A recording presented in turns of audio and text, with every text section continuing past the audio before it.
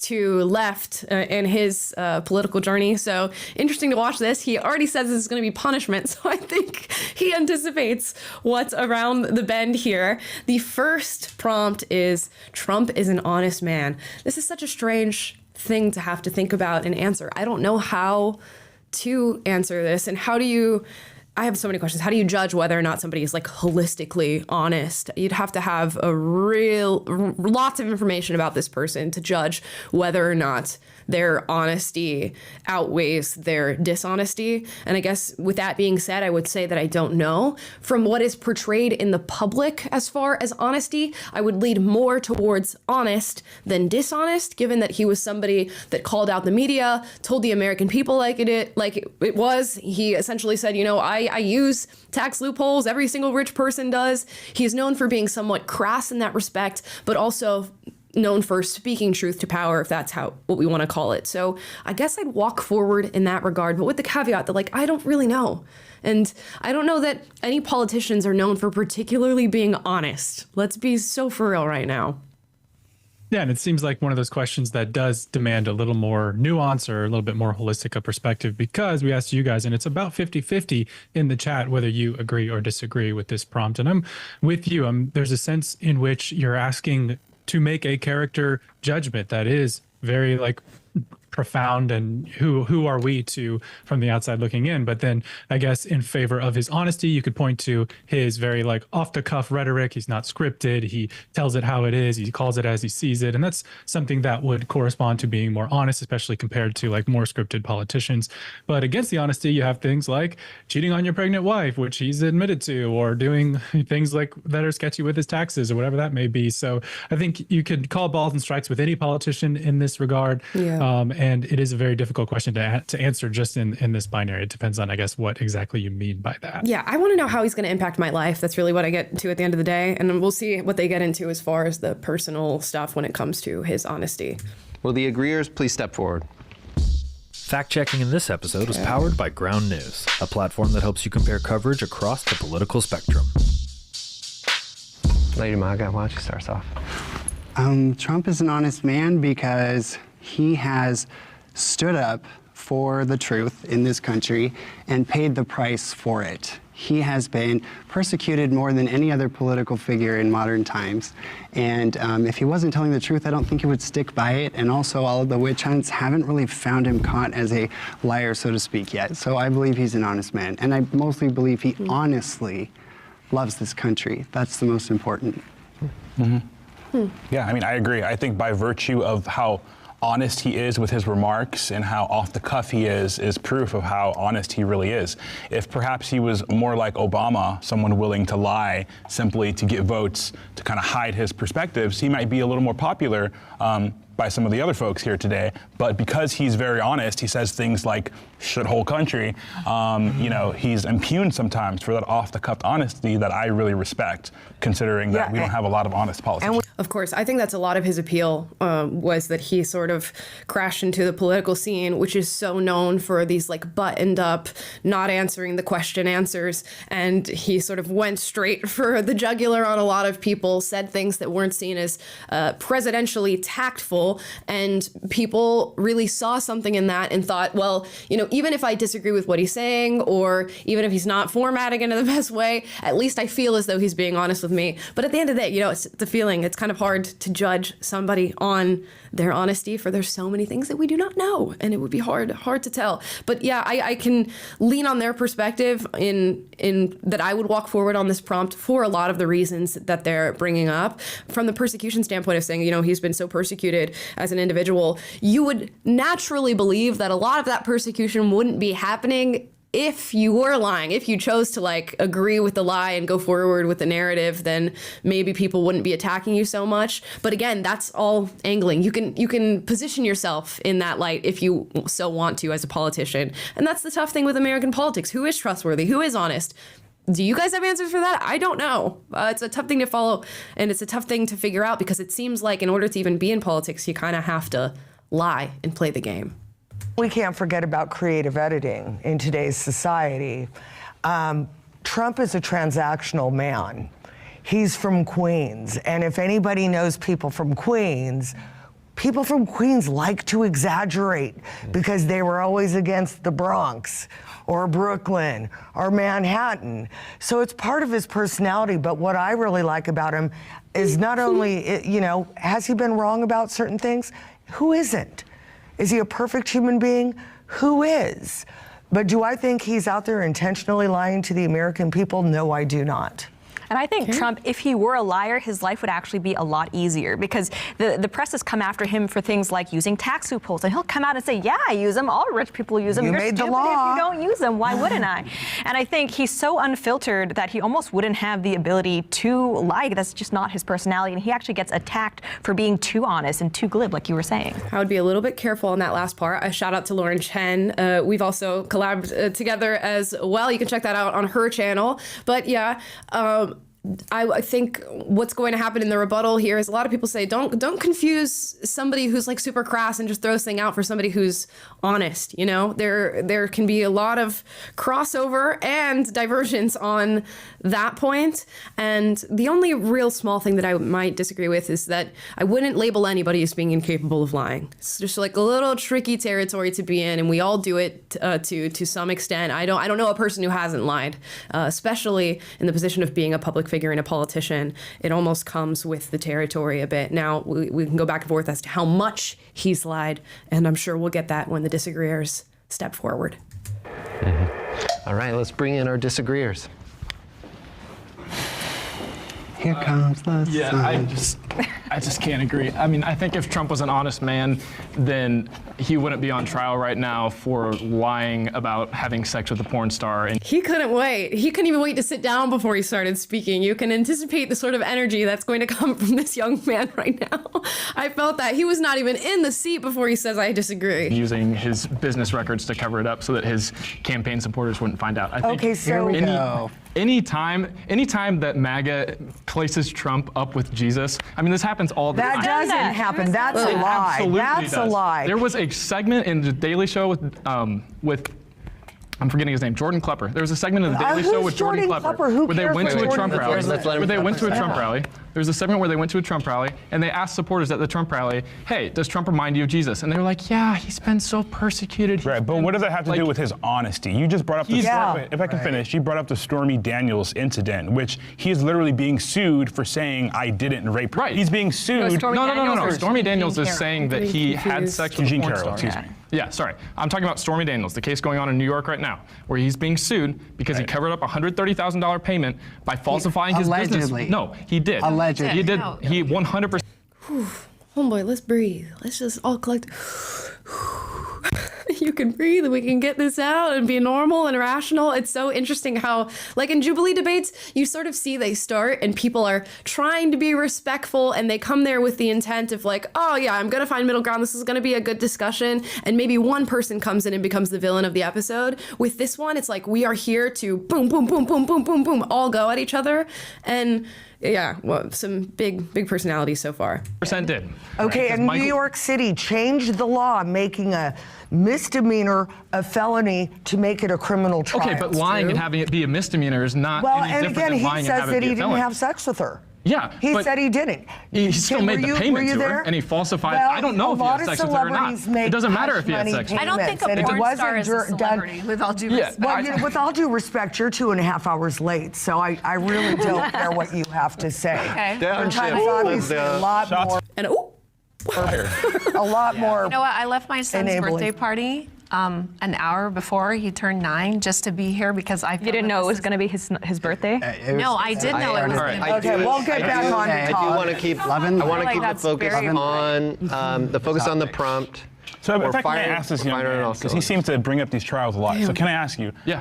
do you think that there has ever been an instance of using the law to hurt a political enemy? Has that ever happened in this country? I think that Has that ever happened in this country? Absolutely. I think that Okay, some of the no, listen, let me finish. Okay. I think that some of the cases against Trump are a little bit stretched. I will give you that.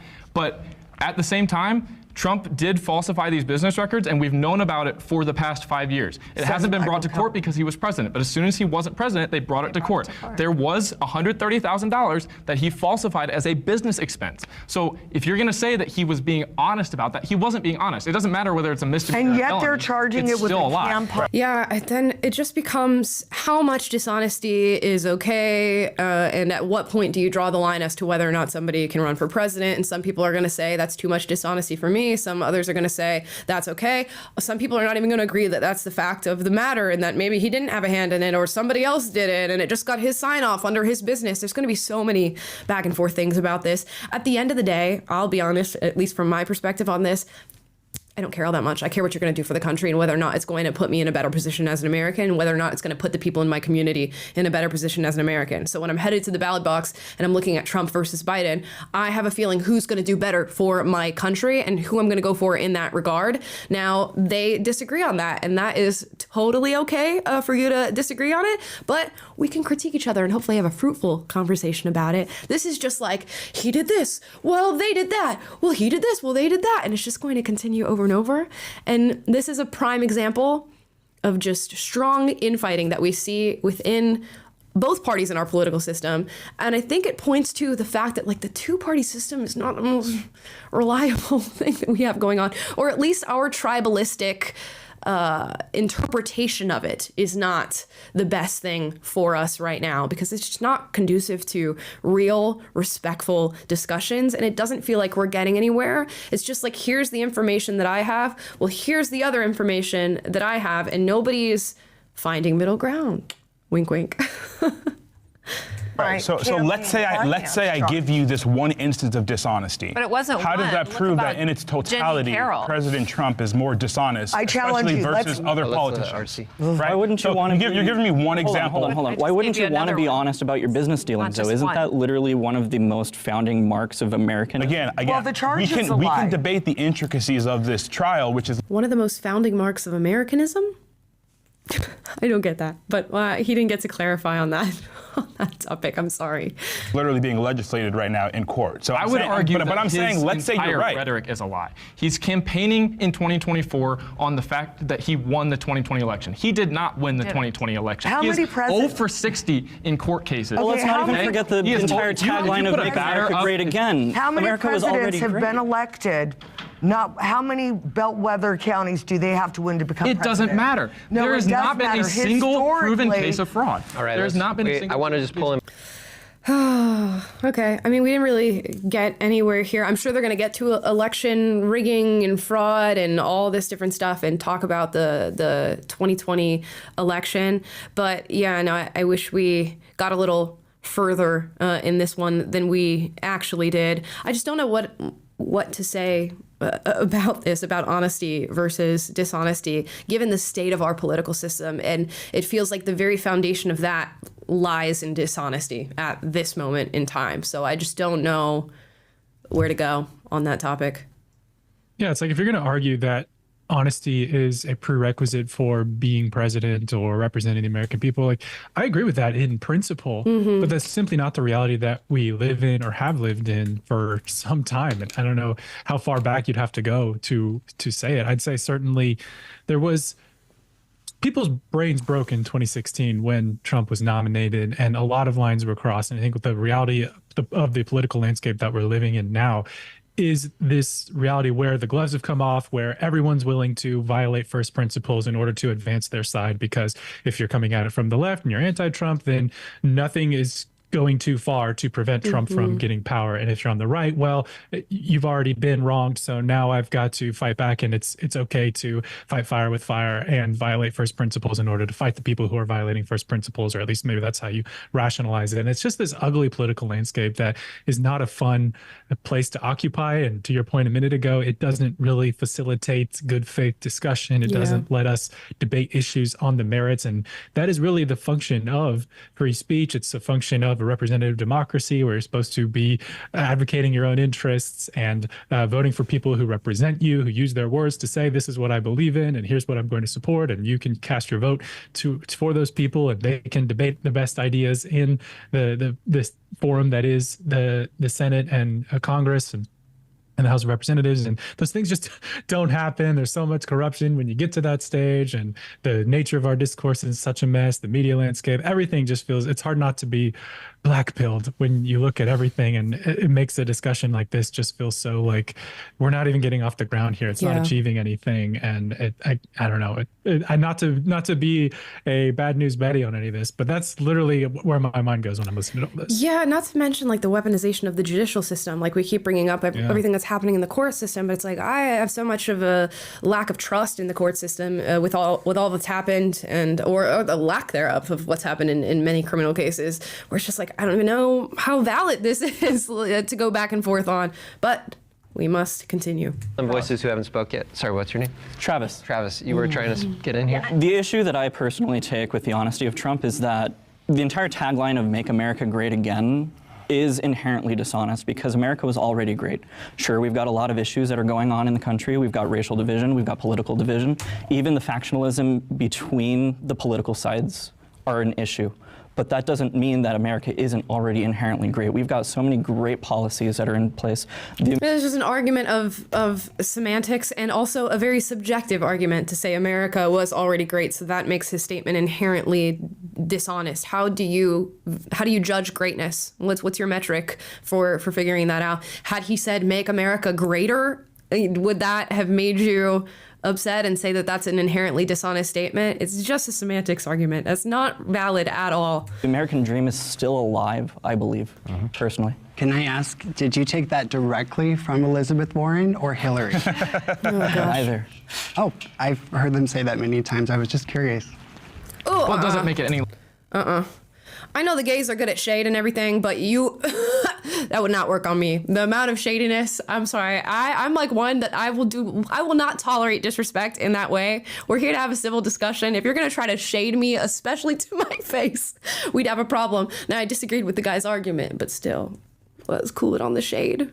less true even if they did say it. I mean, do you think that the American dream is dead? Do you think people just can't move well, up? If America is so great under the leadership of Barack Obama and Joe Biden, then why even bother being a Republican? Right. But just to close the loop, let's get, No, he asked me a we got question. lots of great prompts. He asked me a question I want to answer with a general statement. A lot of people would call you, our opposition here, rhinos.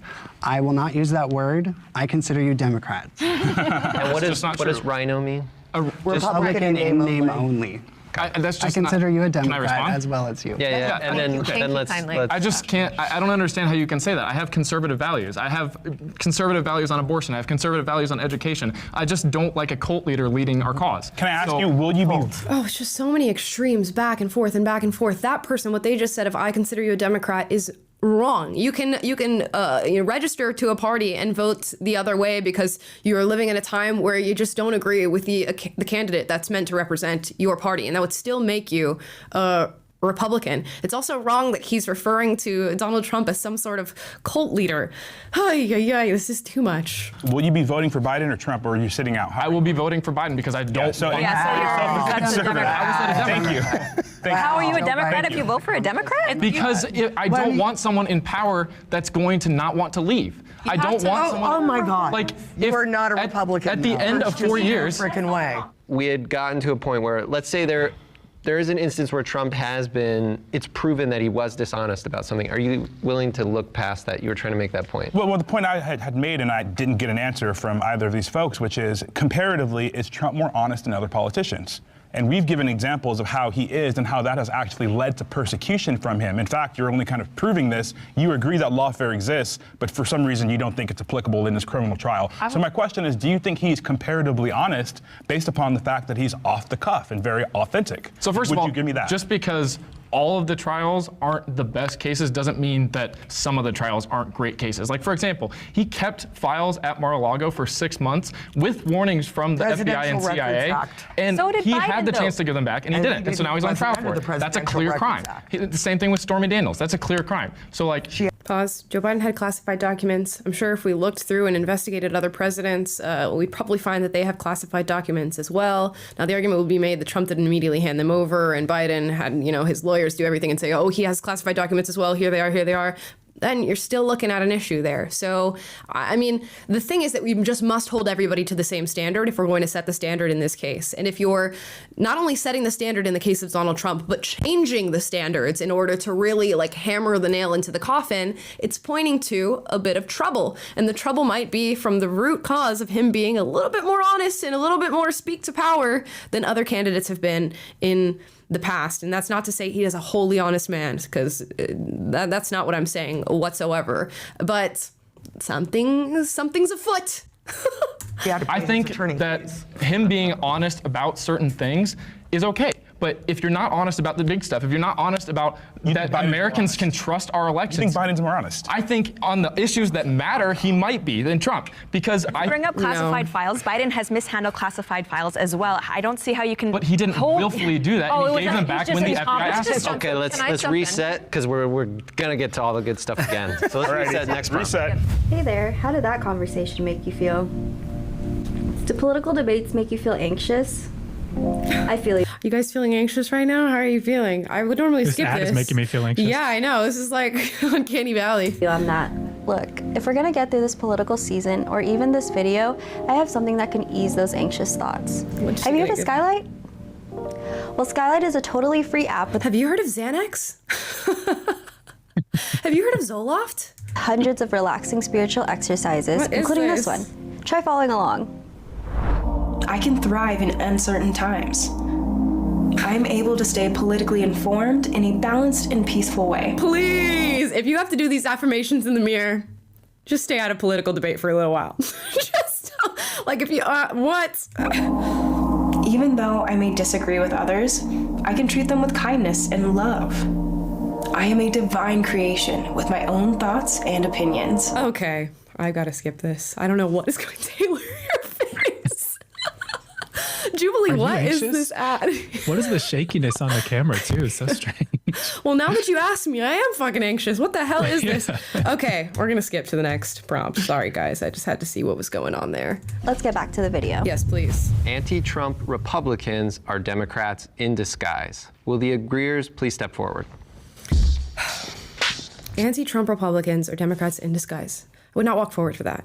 You can be a Republican and not agree with the candidate that's representing your party. In fact, it's happened a ton of times. There's a ton of Republicans who didn't like John McCain. There's a ton of Republicans who didn't like Mitt Romney. And that doesn't disqualify them from being Republicans. It just means that the current candidate that you have representing your party is not the one for you. And that's totally okay and quite understandable, at least in this case, considering that he's been a particularly, I don't want to call him divisive, but just his existence has led to a lot of divisiveness here in the United States. I don't think it disqualifies you from the party that you are registered under.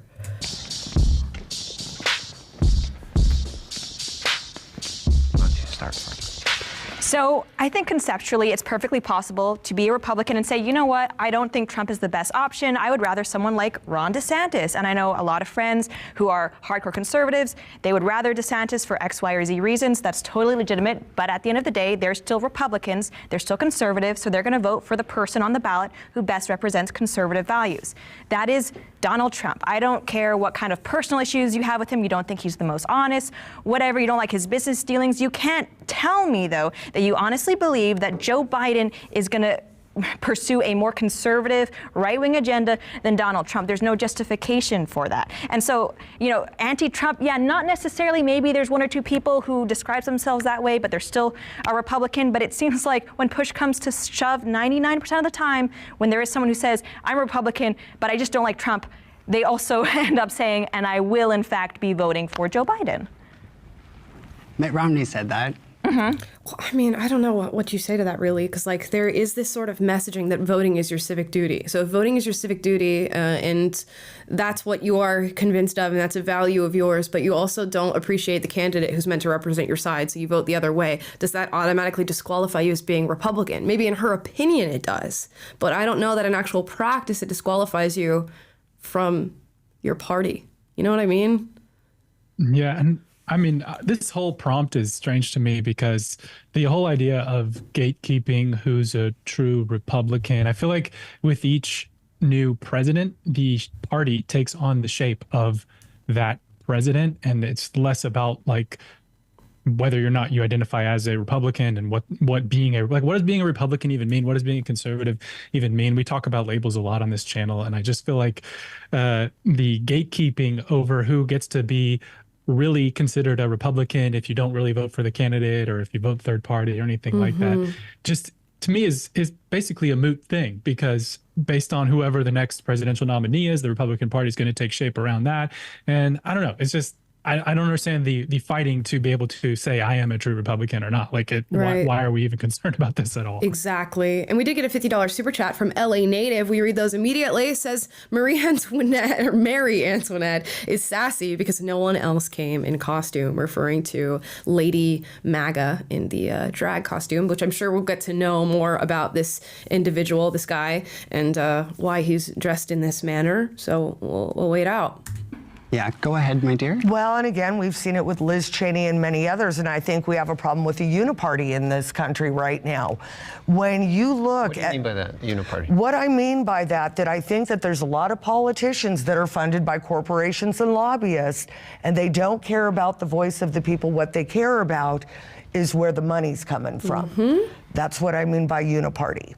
And I think it's on both sides of the aisle. I don't think it's exclusively Republican. I don't think it's exclusively Democrat.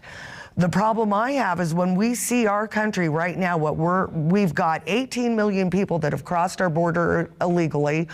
We have over 100,000 missing migrant children, and we have Biden's State Department basically giving our military base in Panama, funding NGOs with military-age men and flying them into our country. If you can vote for that and say you're a Republican, I'm sorry, you're not. Absolutely. Sorry, go ahead. No, go ahead. No, it angers me. I am a big believer in the phrase, by their enemies you shall know them. I'm from Utah. I'm a gay man, a drag artist, but I don't believe in pronouns. I don't claim to be a woman. I would never go in a women's bathroom. But our very Republican Mormon governor, Spencer Cox, can't stand Donald Trump. He's just so mean. And our Republican governor has he, him pronouns in his social media. I have to pause this because they're all drawing their own priorities as to what makes somebody Republican. And they're saying if you vote for Joe Biden with what's happening at the border, that doesn't make you a Republican, that makes you a Democrat. Well, what if somebody turned to this guy and said, like, if you think that being in love with another man is okay or doing drag is okay, that makes you a Democrat and not a Republican. It's about where you draw your own ideological lines, which is Taylor's point of, like, how are you defining a Republican in this case? Because it's like a catch-all for a lot of different internal beliefs and values that people have in regard to this country and the way it should be run and how people should be leading their lives. So it's just a tough thing to just decipher who's who and who's on what side, and especially to be the gatekeeper as to who gets to have a Republican title and who gets to have a Democratic title. I would never have, so much gall and confidence as to say I get to label what somebody is and who they're politically affiliated with. Don't make no damn sense. Bio, so he is allowing Utah to slide down the slope of wokeism. He is in no way, shape, or form a real conservative, and so people like my cowardly, emasculated governor hate Donald Trump, and that says everything to me. And as this young man said, he would vote for Joe Biden. Joe Biden supports aborting a 9-month-old, fully grown baby in the womb. He said he's pro-life, but he would vote for Joe Biden. So yes, he's a Democrat. These people are Democrats, as far as we're concerned. Lady MAGA, do you mind if I just do a quick follow-up Of course. on your story? How do you find yourself as a conservative? I think most people would associate being a gay man. Is that correct? Gay. Being gay with being liberal. But see, I think that's a lie, too. Oh, no, I'm just that we as Republicans don't like gay people. That is a lie. No, it absolutely that is a lie. It's great to know. I just want to hear that very quickly. I am a biological gay man. This is my drag persona. I don't live my life as a woman. But the I call it the LGBTQIA plus ever expanding alphabet mafia. And I had to step away from the alphabet people, as I call them, pushing transgenderism, hormones, and mutilation on children. That was one. And as a dignified drag artist who loves to present a sparkly, fabulous character, I could no longer stand by and watch drag queens stripping in a thong and a trapeze in front of children who are the same age as my nieces and nephews. So I had to step away from that. And Donald Trump expanded who gets to be a conservative. The MAGA crowd, we are wild, we are fun, we are outside the box. I don't fit the cookie cutter suit and tie Republican, so as a gay man, that's why I'm a conservative, and there are millions of gay conservatives, but they're terrified to say anything because they will be attacked for supporting Donald Trump. Were you pro-Trump, right? Like when he first entered the political? I just have to point out that that was not an answer to the question. And like, what does this individual, because this individual is functioning as somebody who labels themselves a Republican, but also labels themselves as who can tell other people whether or not they are a Republican. What does Lady MAGA say to Republicans who say you're not a real Republican because you do drag and you're gay? What do you respond to that? Because you're the gatekeeper for who's Republican to other people, but they're not the gatekeeper for whether or not you're a Republican? I don't know. Make it make sense to me. Please.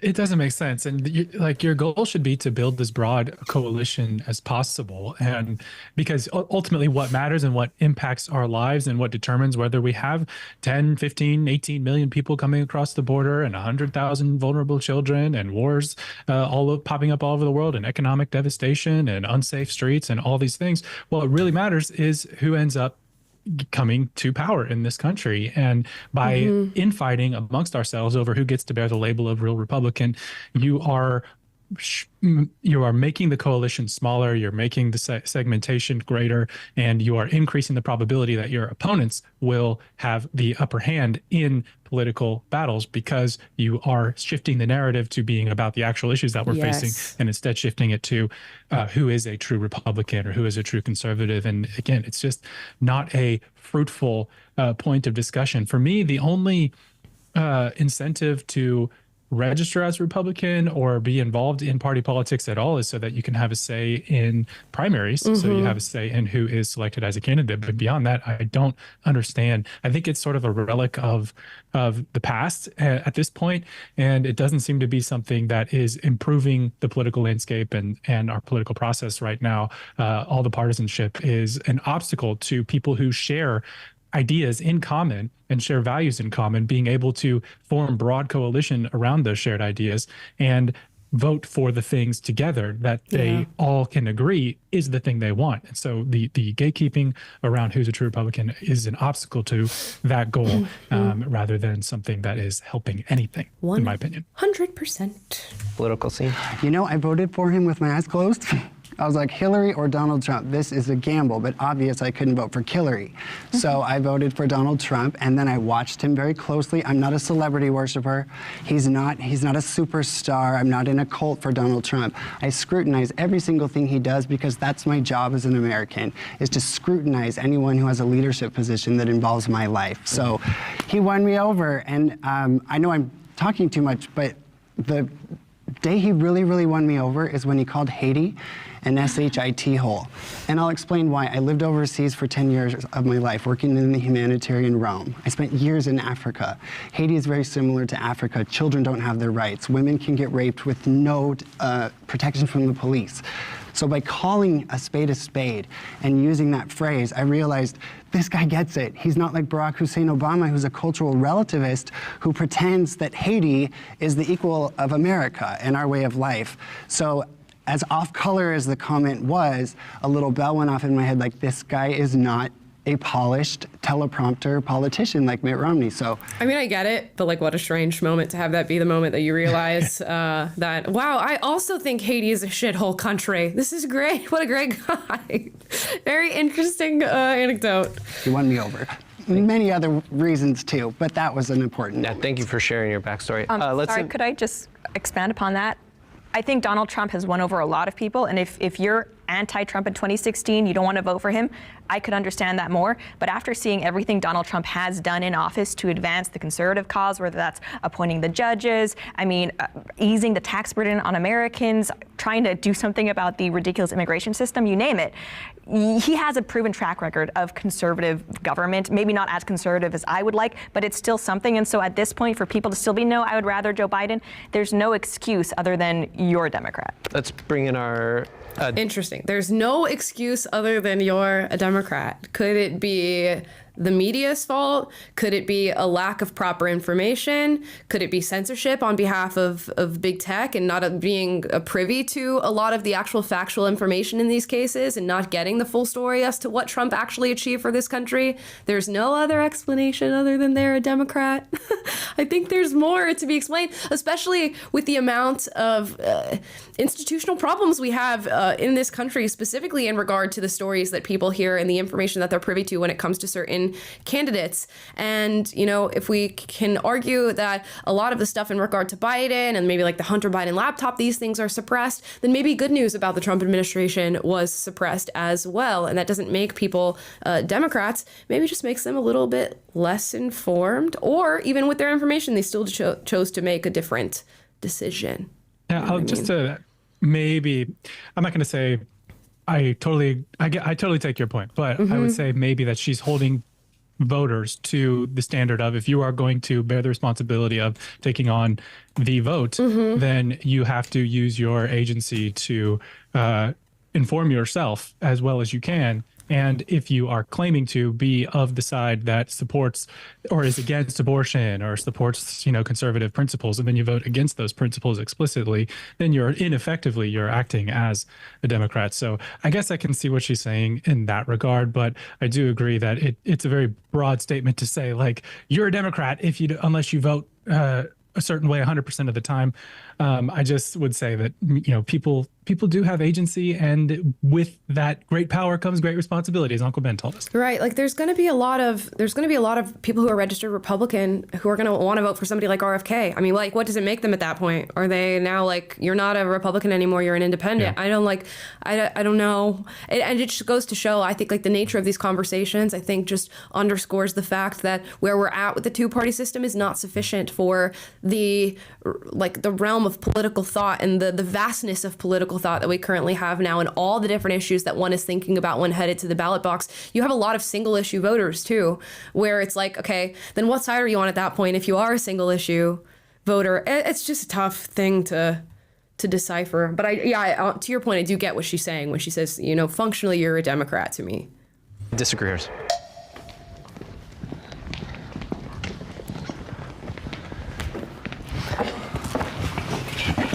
We haven't heard from you yet. Why don't you start us off? There was so much that said, where would you like me to start from? Whatever feels right to you. All right, thank you. I think, first of all, when we say that it was an isolated incident, and just to touch back just a moment before, just because you have diarrhea of the mouth does not mean you're honest. It just means you have poor couth. You don't know how to be respectful. And B, as a lot of you say, what is the Republican candidate movement is the word that's coming about. It's about faith, family, values. Just to jab at her a little bit, if you truly had something like diarrhea of the mouth, that would mean that you're not really good at filtering your thoughts for what people should hear before they come out, which actually would point to an amount of honesty, because you're not capable of actually sitting back with your thoughts to secure them before you put them out to people and play the politician's angle. She might have just used the wrong verbiage there, but integrity. When you think of Donald Trump, do you think of integrity? I do. I do. And again, I'm not looking for a pastor. I'm looking for a president. That was more rhetorical. That was more rhetorical, if you will. Thank you. So I think that's the first thing to be said. And you said one incident with the Stormy Daniels. And again, we're in disagreement there. Okay, but let's go on. You just think about this for a moment.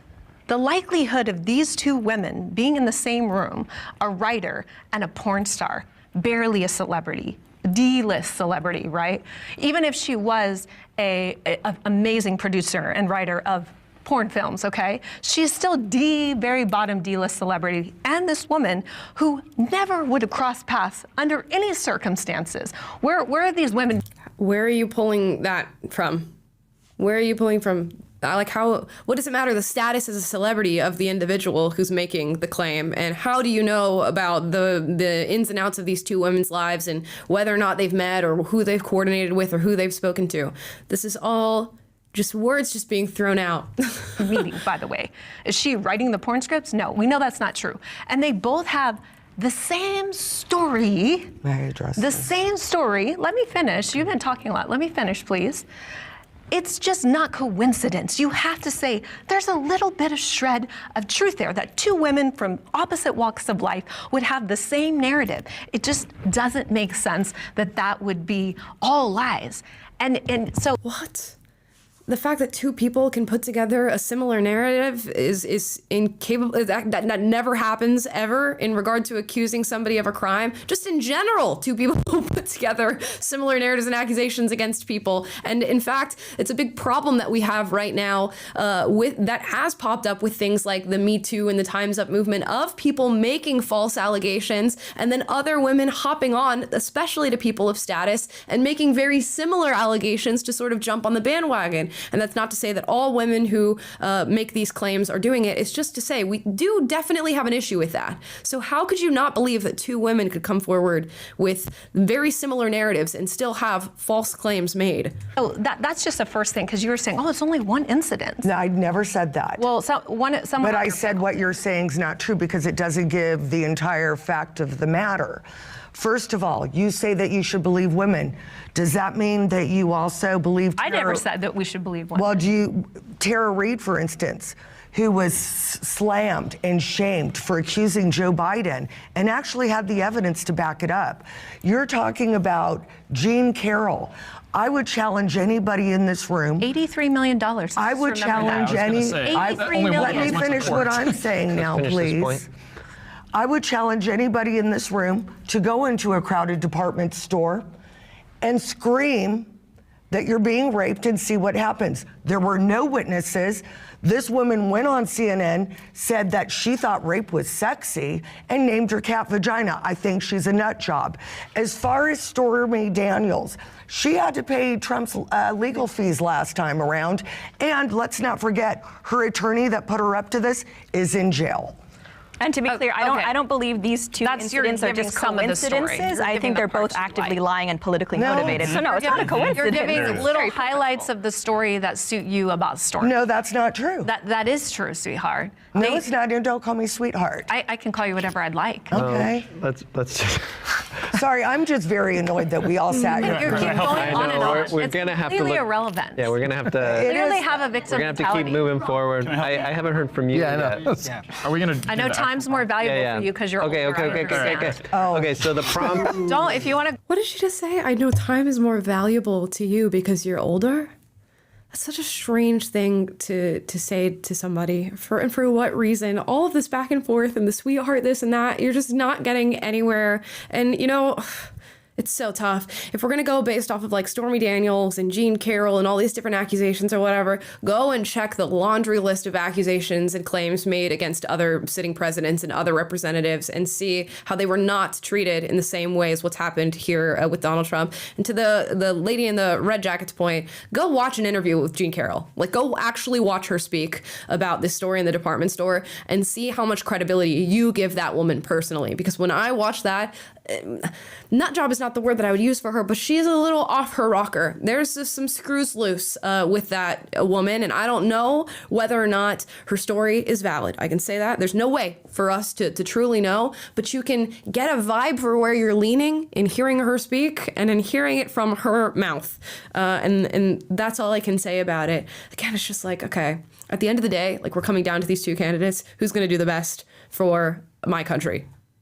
Go there, I'll go. Okay, so the prompt is, anti-Trump Republicans are actually Democrats. And you came in because you disagreed. Yeah, well, I mean, and I have the perspective of really being a proud Democrat till 2012-13 when I started saying, okay, the left has completely lost its mind. And I mean, I've played at the White House 4 times, all with Democratic presidents. And he just got clapped for by somebody who just told him that he was not even a Republican. So it's really interesting that like the cheering on of this, but we're also saying that he's a Democrat in disguise. But I feel like I've never really moved on many of my issues. It's just the left has gone so far left. Exactly. Yeah. Completely. But He doesn't speak for all of us. no. But the thing is, and Laura, you bring up a great point about, you can slice the pie so many ways of what to call each other. The elites and the politicians versus the uniparty versus everyone else. There's so many ways you can slice it. The Democrats can be cut up in different ways. Republicans can be cut up in different ways. But my main value is protecting individualism over collectivism, capitalism over anything else. Just these core values of America. And am I anti-Trump? Absolutely. Does that mean I'm going to vote for Joe Biden? Hell no. I'm not going to do that. So you can't just call it that, we're Democrats. No, I'm someone that was a Democrat. And I would never call myself that anymore, which is sad to say, but hell no. So it's complicated. There's so many ways you can slice the pie. What makes Very rational. I think the most rational thing we've heard this entire episode. And it was held, he's like the last person, I think, to actually speak on this panel. to anti-Trump, if you had to choose one thing? Well, I mean, even on the last prompt with, is he an honest man? Even that's kind of complicated because when you asked it, it's like, oh God, no, he's not an honest man. He lies like crazy. But Gavin Newsom lies, I think, worse than Trump does. You are more talking in the topic and aspect of, does he say things that the rest of us think in our mind and go, I wish I could say that publicly. Yeah, he does. And they all do. It's more, plus the reason I even added to this to be part of this whole thing is the idea that the left has just so many things they stand for is so hypocritical, so terrible, and they've put themselves on this tee as a ball for someone to hit as a grand slam and destroy them. And it's sad, especially from my perspective, coming from the left originally, to see that the person that we've decided to hit that ball and destroy them, which we should all be a team together to destroy this enemy, is Donald Trump. Really? With all the great Republicans that I really love, he's the guy that's going. He's lost me a bit there at the end. I don't think he's like some enemy that needs to be destroyed, but I will say that oftentimes, and you've heard me say it on this show, is this the best we can do? Like, is this the best? Is this the greatest thing we can do as Americans across the board, on the left and the right? Is this the best we can do? And the fact that we're just like, there are millions of people that live here in the United States, and a ton of probably other eligible candidates who would do far better for this nation, be more tactful, and this is what we got, guys. And that's not like a wholly lesser of two evils argument. It's just to say, like, do we truly think this is the peak of candidacy in our country? And if so, we have a big problem just across the board. We're not doing great. We're not. To lead us to the promised land, to save the country from the Marxist left and everything. Who would you choose? There's so many people. Well, actually, a lot of Trump's VPs, unfortunately, are some of my favorite people. Whether it's Vivek, whether it's Tulsi, whether it's Byron Donalds. I love Condoleezza Rice. We already talked about Thomas Sowell, one of my absolute heroes in the world. Shout out to Tom. But why him of all? And the thing is, it has stifled this war to which we should all be together and destroying the left and stopping them. And now we're just fighting each other, and it's ruining the war to which we should be all together on. Can I ask a question? Yeah. Okay, so we have seen 8 years of lawfare, and it's been very clear, lawfare. General Flynn, I was with him last night. His family was destroyed over a lie. Over a lie. Russiagate was a lie. Yep. Spygate was a lie. I truly believe, murderers get 25 to life in prison. This lawfare, do you know how many years Trump's facing? 700 years in prison. Do you really think that he deserves that? No. And I truly think that if we allow lawfare I believe that if we allow lawfare to travel as far and get away with what they've done, we don't have a country anymore. No, the precedents that could be set if he's it's convicted on these disgusting. things. It's like, you can hate him, it's fine to hate him for this, that, and the other reason, but to allow the precedent, even the insurrection situation, which did he push it? No. Did he push it to happen? Kind of, but did he say, go to the Capitol and blast the door? Now, see, this is the big issue, and I think that what's underlying all of this is that no matter where we go in this debate, no matter how people go and vote or whatever, the structural integrity of our system is already fucked, for lack of a better word. Like, a lot of people, no matter which way this goes, are going to think this is the wrong direction. Something is afoot here. The system is rigged. Our institutions are failing us. Our justice system is failing us. And I think that's a feeling that transcends left and right, and that a lot of people are feeling, but just from different viewpoints and perspectives. And if we all think the structural integrity of our system is not to be trusted, but all from a million different perspectives, you have a huge problem as a country. And it's a problem that transcends Trump versus Biden. It is a structural problem in the foundation of America and American values and the American system, that how you rebuild, I don't know. And that is what I'm hearing here in this group of just 8 people. But think about that expanded to the entire nation, which is what we're experiencing. Can I jump in there for a second? Just to address the prompt real quick. If being a Republican is sucking up to Trump, then I'm not a Republican. I think being a Republican just means not literally voting Democrat. No, that's not what being a Republican means. People are split ticket and are still a member of a party. I can be a Republican and vote for a Democrat that I think does a better job. It's not that complicated. People used to have like sense and be in the middle. Like Bob Dole. You would be so successful in the Democrat Party. Bob Dole, just like there was a quote from Bob Dole where he said, you know, my enemy, he's not my enemy, he's my opponent. And that's where I feel like we've strayed from the Republican Party. That's what Donald Trump brought in 2016, was this mentality of, oh, we have to hate them because we don't agree with them. We have to hate them. They can't take office. They can't be anywhere near anything. Are you Is that where, I mean, I'm trying to figure out what he's exactly referring to. Maybe he's talking about like this whole like drain the swamp thing that Donald Trump was running on and talking about for some time. But as far as I was concerned, the swamp consisted of a lot of different characters, both Democrat and Republican. So there was a good, healthy mix in what he was talking about when he said drain the swamp. And it was a lot about going after the media and corporations that are pulling strings and people behind the scenes who have influence in your politics that you don't know about and you are not aware of.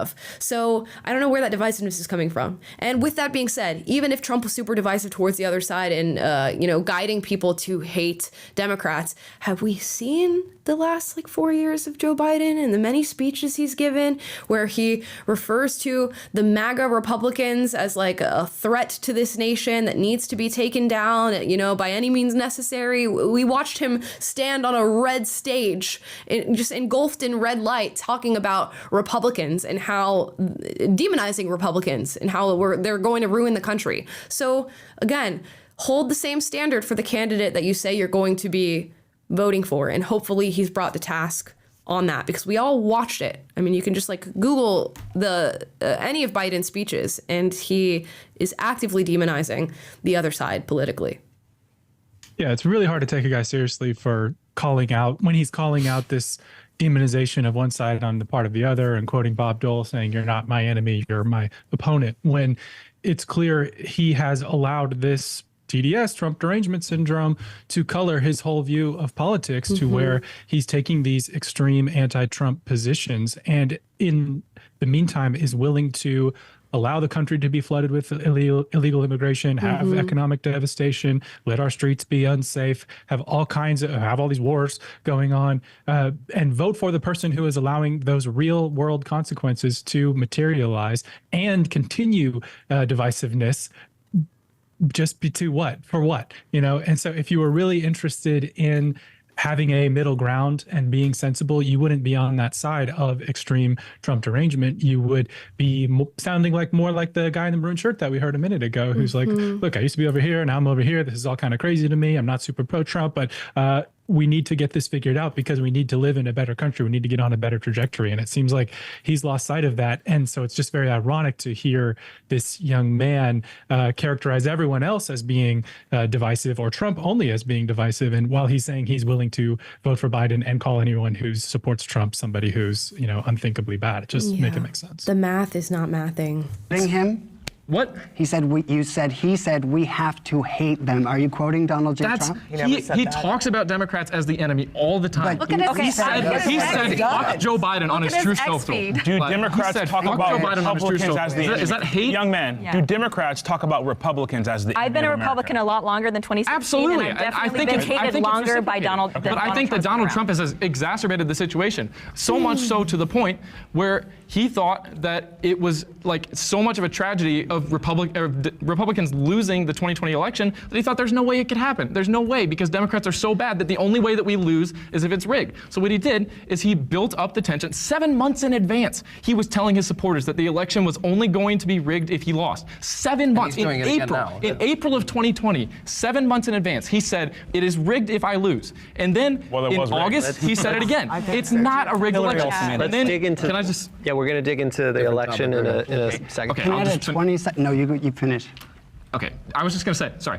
And then when he calls his supporters up on January 6th, you can say whatever you want about what he told them to do at the Capitol, but if you call your supporters up on January 6th, have a massive rally with millions of people, tell them to march down to the Capitol, it doesn't matter what he said. He set up Mike Pence as a traitor if he didn't accept those electoral votes. You said we're gonna cover the insurrection.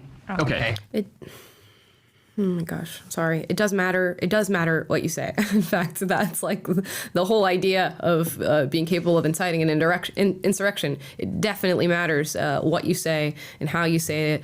Referring to somebody as a traitor, semantics. I mean, I don't know what you want to say about that and whether or not that supports your case in any way, shape, or form, that he is the one who brought about January 6th and the insurrection. There's many things that this man could have done better. I think there's no denying that from hopefully anybody's perspective. I don't think anybody's like outside of extreme idolatry of Donald Trump. I don't think there's anybody who's saying he's done everything completely perfect throughout his presidency. And I don't think his lack of trust in the election had to do with the fact that he hates Democrats or wants to demonize them as human beings. I think it had a lot to do with what was happening around the election, which I'm sure we're going to get to. So I'm not going to get into all of that, and we'll wait and see. I have the luck of being a political strategist. So I've actually seen the data set of anti-Trump Republicans who are hard Republicans who usually do vote Republican in elections. I think the reason why that is because psychological manipulation is very powerful. And I think that if you're weak enough, you're susceptible to it. I don't want to get personal here, but we have people on stage, 3 young men who look like they haven't lifted a weight in their life. And we have a woman. What does that have to do with my political? And we have a woman. I want to hear what he says about I have a heart condition that makes me Let me finish. And we have a woman displaying the Jezebel spirit here despite her age. Despite her age. Wow. The point I'm making is behind even Melania every never Trump Republican is a story for why that person is weak and for why that person is accepting of. Oh my God, this is so lame. This is so lame. I've never watched a Jubilee middle ground that felt so lame. That these attacks are the ones that you're launching at people where you could be having a real discussion on the basis of actual facts and objectivity, rather than saying that you're weak and you look like you don't lift weights, therefore your opinion is invalid. Like, I just don't know what you can do to improve this situation.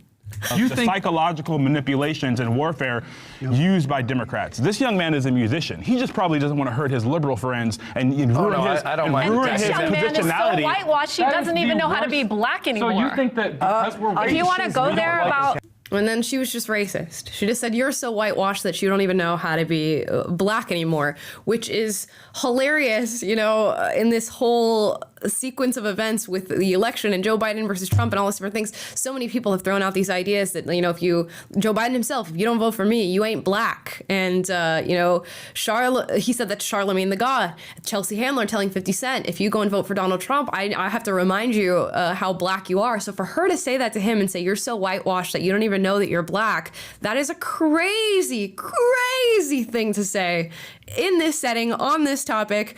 And I hope she gets called out on that being racist. And I hope he gets called out on the physical attacks on the other people. It makes no sense. My cleavage, I can go there. Do you even know anything about studies show that let's reset. Let's reset. We want to be very cautious of descending into personal insults. We want to be cautious of any personal insults. But she'll make it in Harvard for deep sure. Deep breaths, inhale, exhale. Deep breaths. That's right, Lady Maga. Can you guide everybody in a deep breath?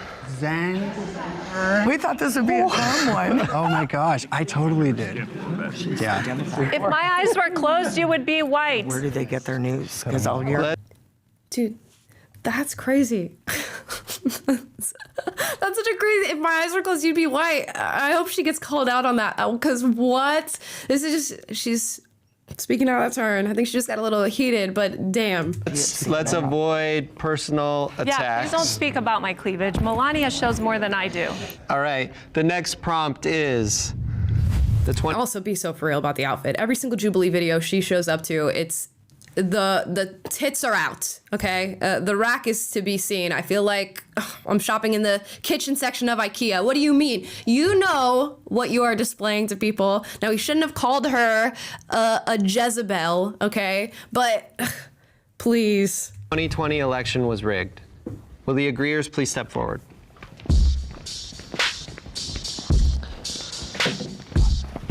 Sit over here this time too. Yeah. I studied the lighting before I came here. That seat, and this seat have the best lighting. Yeah, so just so we're all clear, no one said there's no evidence of fraud. The decisions that were made by judges was that there was not enough fraud to overturn the election. So it's an analytical decision that I never saw any actual test on how that can be proved. The prompt says it was rigged. You believe it was rigged? 100%. And why? Well, number one, there's anomalies in almost every swing state. Pennsylvania, Wisconsin, Arizona, Georgia, mail-in balloting was put in as a tool in order for the left to pump more votes.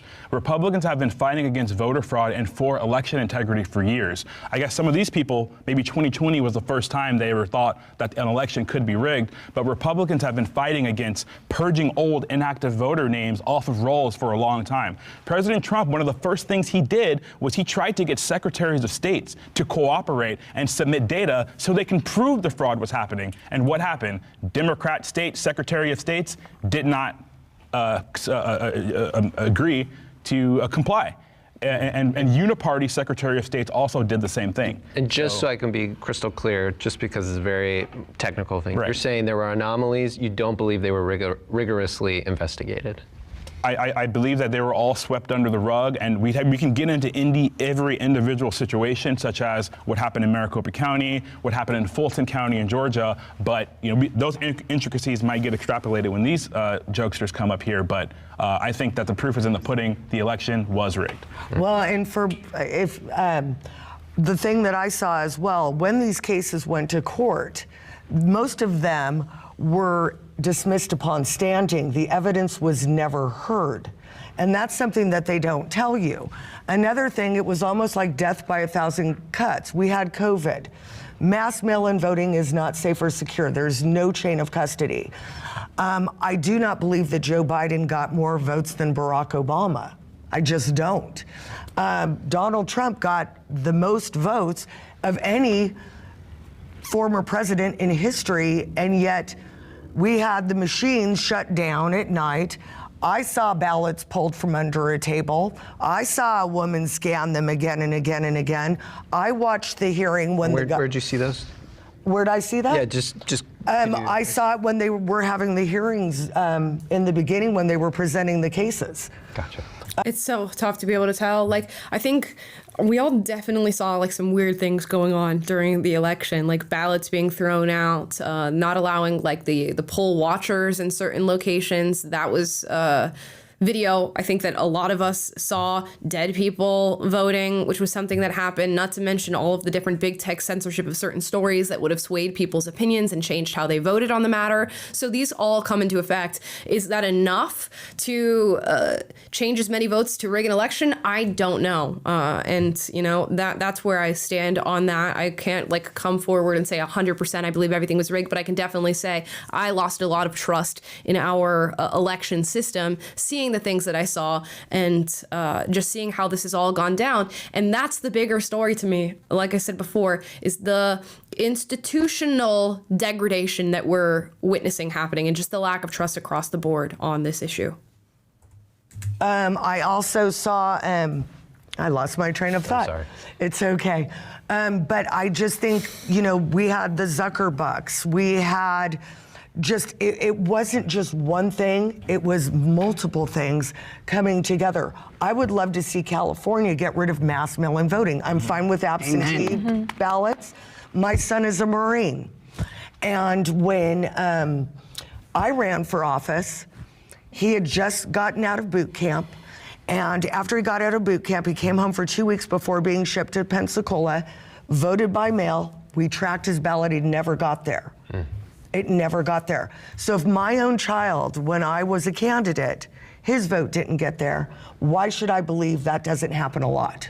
And to expand upon this a little bit, one of the biggest things that the left likes to bring up when it comes to 2016 and the idea of Russian interference is actually Facebook ads, Facebook memes basically trying to influence the electorate via social media. That was considered election interference back then. Fast forward to 2020, and you actually have sites like Facebook and even Twitter blocking the Hunter Biden laptop story, which we know for a fact independents especially say would have absolutely swayed the way they voted in the 2020 election. And it's not just the Hunter Biden laptop story. A bunch of other right-wing accounts have also been throttled by big tech. We know this. There was a push toward authoritative sources on sites like YouTube, which basically is the mainstream media, which is leftist media. So there was an attempt by big tech to control the narrative, which they did.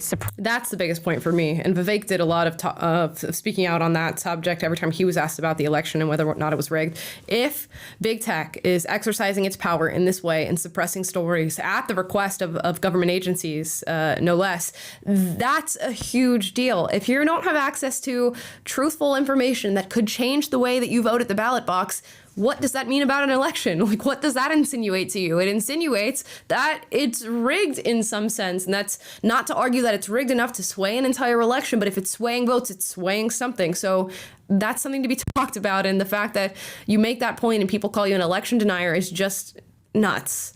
Press anti-Biden stories, which they did. I don't know how you can say that, maybe a Russian bot posting on Facebook, well, that's election interference, but Facebook itself, the platform, throttling important news, that's not election interference. And this isn't a left or right thing. Exactly. I can say I posted the New York Post story. My Facebook, Instagram, Twitter, YouTube channels were censored immediately at the same time, and then they took my business pages. That should not happen in America. Amen. Just, focusing one more time on the prompt, just because I think this is really I'd important. love to contribute something. Yeah, and maybe you can respond to this. It's about the prompt. The word rigged. Do any of you believe there was like a coordinated, vast effort? Absolutely. And yes. just could you kind of explain? I just need a clarification from you. You mentioned someone named Barack Obama. Did you mean Barack Hussein Obama? Yes, that's the one. Thank you. I wasn't sure. Anyway, so with the election in 2020, number one, we had unprecedented anomalies in the way that everybody voted. So that right there puts things into question because it was the first time we'd ever done it this way. And we all saw the voting places with cardboard over the windows so that Republicans couldn't see in. I'm willing to say, I don't have proof. I'm not 100% sure, but what I am 100% sure of is there has not been a completely transparent, bipartisan investigation of this so that we don't even have to argue about it. The fact that we're arguing about it means that there has not been a solid, concrete, fact-based investigation into that election. And people need to trust the vote, or this is never going to go away. And I don't care if you're a Democrat or a Republican. I don't trust the vote right now. It's not up for debate. As she proved, was there media interference and was there censorship? Yes. Did that interfere with the election? Yes. Was there one single party pushing for unbridled mail-in votes because they thought that could increase their chance of winning? Unequivocally, yes. I think that is the proof in the pudding. The election was rigged. It's not up for debate. Amen. I don't know why they just don't, why is an election day, everybody gets the day off work, you can vote. Like, if it's supposed to be part of your civic duty and, we want to emphasize election integrity or whatever, people say, well, I have to mail in because I'm not going to be there on election day or I can't do it. I'm sorry. You have this day to do it, and that's about it. I don't understand why we can't. What's all this mail-in stuff? I don't think that's been the way we've done it. I think it was a special exception for COVID with a lot of the mail-in ballot stuff, or at least it was heavily ramped up because of that. But it doesn't appear to have gone away. And I'm with. I think that for his missteps earlier in insulting people personally, I think he summarized it pretty well. I mean, I don't know. It depends on what you mean by the word rigged. Was there a smoke-filled room of people who were we want this president, not this president, and we have the power to do that, therefore we're going to do it. I don't think it's that simple, but I think there was certainly concerted effort on the part of these platforms, on the part of people who have control over voting processes in different places and all sorts of ways to tilt the scales in their favor. And I think that's undeniable. Yeah, we might hear from the disagreeers a little bit and then skip ahead because this is a 1 hour and 30-minute video. This is a long one. I think one of the longest from Jubilee and Middle Ground. Okay, let's bring in our disagreeers. And again, disagree if you want to hear more from the disagree is not. Okay. So I personally would have voted for Trump in 2020. I think for me, a lot of the shift in how I view, versus Republican, Democrat versus like Trump being an anomaly has come after the 2020 election with his behavior on, the election being rigged and things. But I think that I was willing to hear him out. He's a sitting president. He makes claims of fraud. You have to, respect that because you're in office. Like especially if it's in your own party, you have to hear them out. But when there were 60 court cases, and you can say that they were, I know you think that they weren't heard. They were dismissed on standing. But Let's hear what he's. most of those judges, or at least half of them, were pro-Trump judges, and all of those cases went up to the Supreme Court. Okay, every single one of the. What's a pro-Trump judge? How do you know that? important cases went up to the Supreme Court, and the Supreme Court denied the writ of certiorari. All right, and so the 6-3 Supreme Court that Donald Trump had just put in, that conservatives celebrated as being completely legitimate, and they would bring about a lot of great change for conservatives, they didn't accept any of the charges that Donald Trump made against the electorate. And then you have Sidney Powell, you have Rudy Giuliani, all getting criminally charged because they lied about the election. Sidney just won her case. Okay, but that... Sidney just won 2 days ago. Go into specifics. She won. Saying what? She was not guilty. Okay, I didn't see that. Yeah, look it up. Okay, 2 days ago. But there have been a bunch of suits. Rudy Giuliani is still. Yeah, Rudy Giuliani is definitely going to. America's mayor. So, but there were suits made, like for example, Fox News settled $787 million with Dominion Voting. Okay, James O'Keefe settled with the people that he defamed through the Erie, Pennsylvania, like post office. Whistleblower defamed him, not James O'Keefe. A whistleblower yeah, but said he and his heard media election group, fraud. which published it, right? So as there's being nuance there. censory. It sounds like you don't understand the nuance of a lot of these issues. You just said half the judges. Nuance meaning you what? said half the judges who dismissed these cases were pro-Trump judges. What does that mean? They were appointed by Bush. They weren't appointed by Trump. There was a lot. There were Republican judges.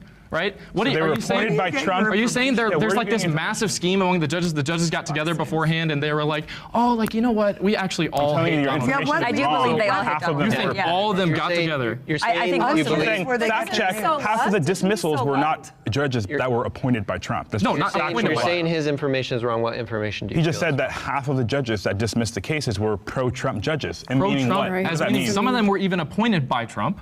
Right? Half of them? No, not half of them. I'm saying pro-Trump, as in like Republican appointees. That does not mean you're pro-Trump if you. It's so funny because he's here as an anti-Trump Republican. And he's saying like because the judges are Republican appointees that they are pro-Trump judges, but he's an anti-Trump Republican. Oh gosh, I don't know. It's like such a like.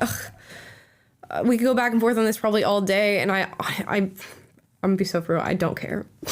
I don't care. Yeah, I'm surprised they didn't cut this portion because it just feels like we're not getting anywhere with the discussion, and they're just going back and forth over these technical, ideas about what constitutes a Republican or pro-Trump judge. I'm like, all right, let's move on. Let's go. Right. I guess this is just such a heated topic that they just leave it in its totality just in case. You were appointed In the by 2020 Bush. election, I would say You that have a the vast fundamental majority, misunderstanding of how the law works. I would say that the vast Judges are majority, not political. They are. Whoa, the judge, whoa, judges are not political. 100%. So that means that they didn't make political decisions to dismiss the election charges, right? You saying that a judge was a pro-Trump judge is factually inaccurate. No, but that There means is that no you're such saying thing as a politics pro-Trump wasn't, so judge. politics wasn't involved in this. I don't think you understand. This Politics is wasn't your involved in point, their not mine. right? You said these judges were pro-Trump. No, was politics involved in their decision? I'm saying if politics was involved, they were pro-Trump. Dismissing Was politics involved in their decision? dismissing a Yes or case no? does not mean that the voter Yes fraud or didn't no? happen, as she just showed. So if they explained thought to that you- there was voter fraud in the country, Right. do you think that they would have said, oh yeah, this is an important thing that we need to solve, or do you think they would have Not just if they said, want 'em out. it's fine? You think Not- all not if- 60 not of the if judges? not if they're. It's crazy because, okay, you can be a Republican judge who is not pro-Trump, but that doesn't mean that you're completely apolitical in the things that you do and that you function with like impartiality towards things, even though you should as a judge, because like that is what a judge is supposed to do. So you can make both of these arguments, but they're trying to like, gotcha, and it's not working. Specifically, it's not working on getting the RC, I think that's his name. Standard was there enough fraud to overturn the election? You think all 60 judges just didn't want to pursue it?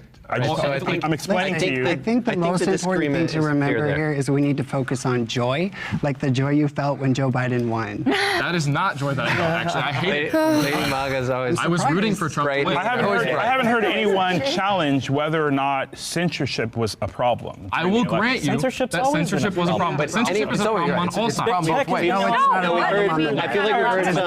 we've heard some arguments from here. We have a clear disagreement between you two. Censorship, I have too much cleavage, so censorship is alive and well. Yeah, I mean, one thing is, it's not like Trump won by lost by 8 electoral votes or 12. He got killed. It was not close. He didn't just need Michigan. He needed so many of the states. And the other thing is, guess who's winning in all this discussion that we're all having all these years about rigged elections?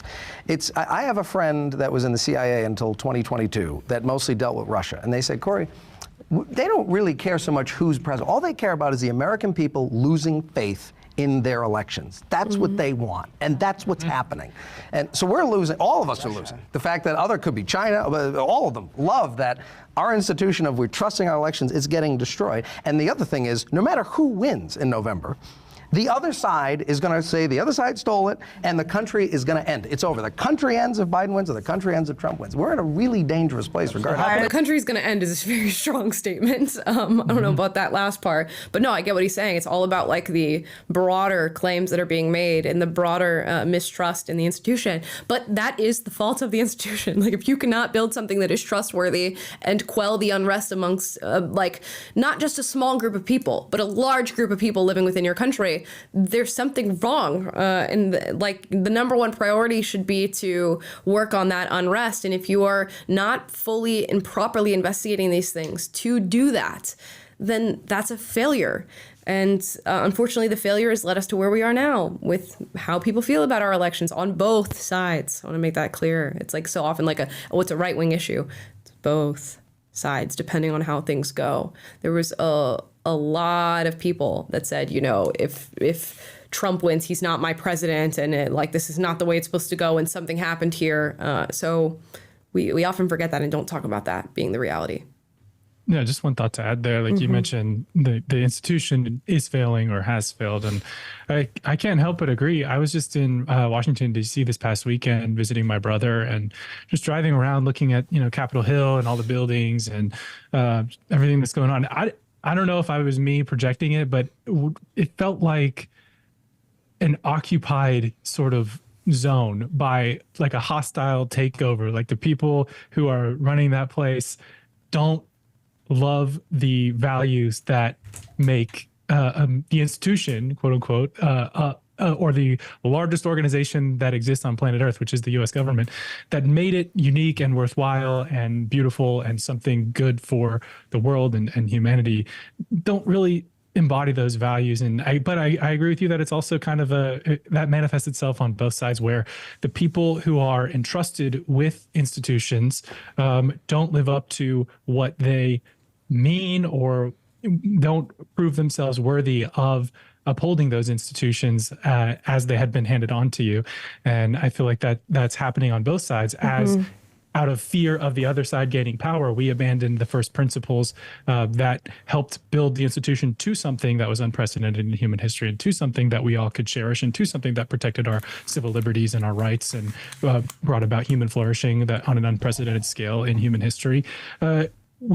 If we don't embody and take on the values that let that become possible, then of course the institution is going to fail because we failed. And I feel like that's kind of the reality that we're living in. And it manifests itself in something so silly as can we not agree that we need to secure our elections? We need both left and right to be confident in election results. That should be something easily that we could agree upon, but because we want to weaponize everything against each other, we can't. And I think that is just a symptom of a deeper malaise that we have, which is just a lack of truly understanding and appreciating who we need to be worthy of what we've been entrusted with. Right.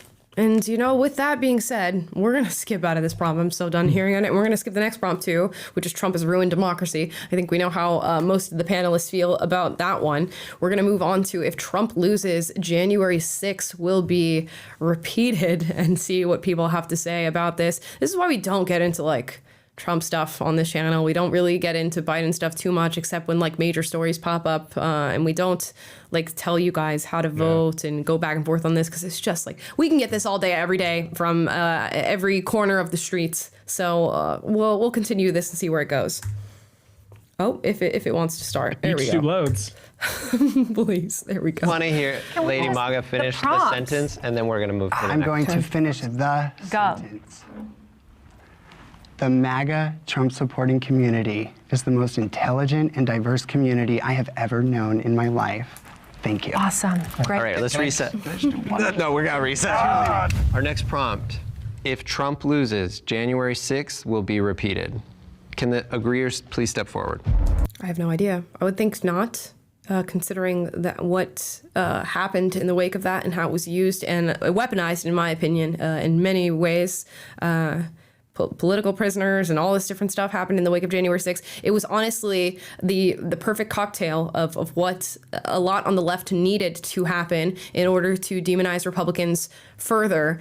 And you guys know my thoughts on January 6th. We all watched the summer of 2020, and nobody's talking about that as if it was the end of the world and the end of American democracy. Yet this whole Capitol March thing, storm the Capitol, Capitol Police let him in, a woman gets shot, but on the protester side thing is the end of American democracy. BFFR.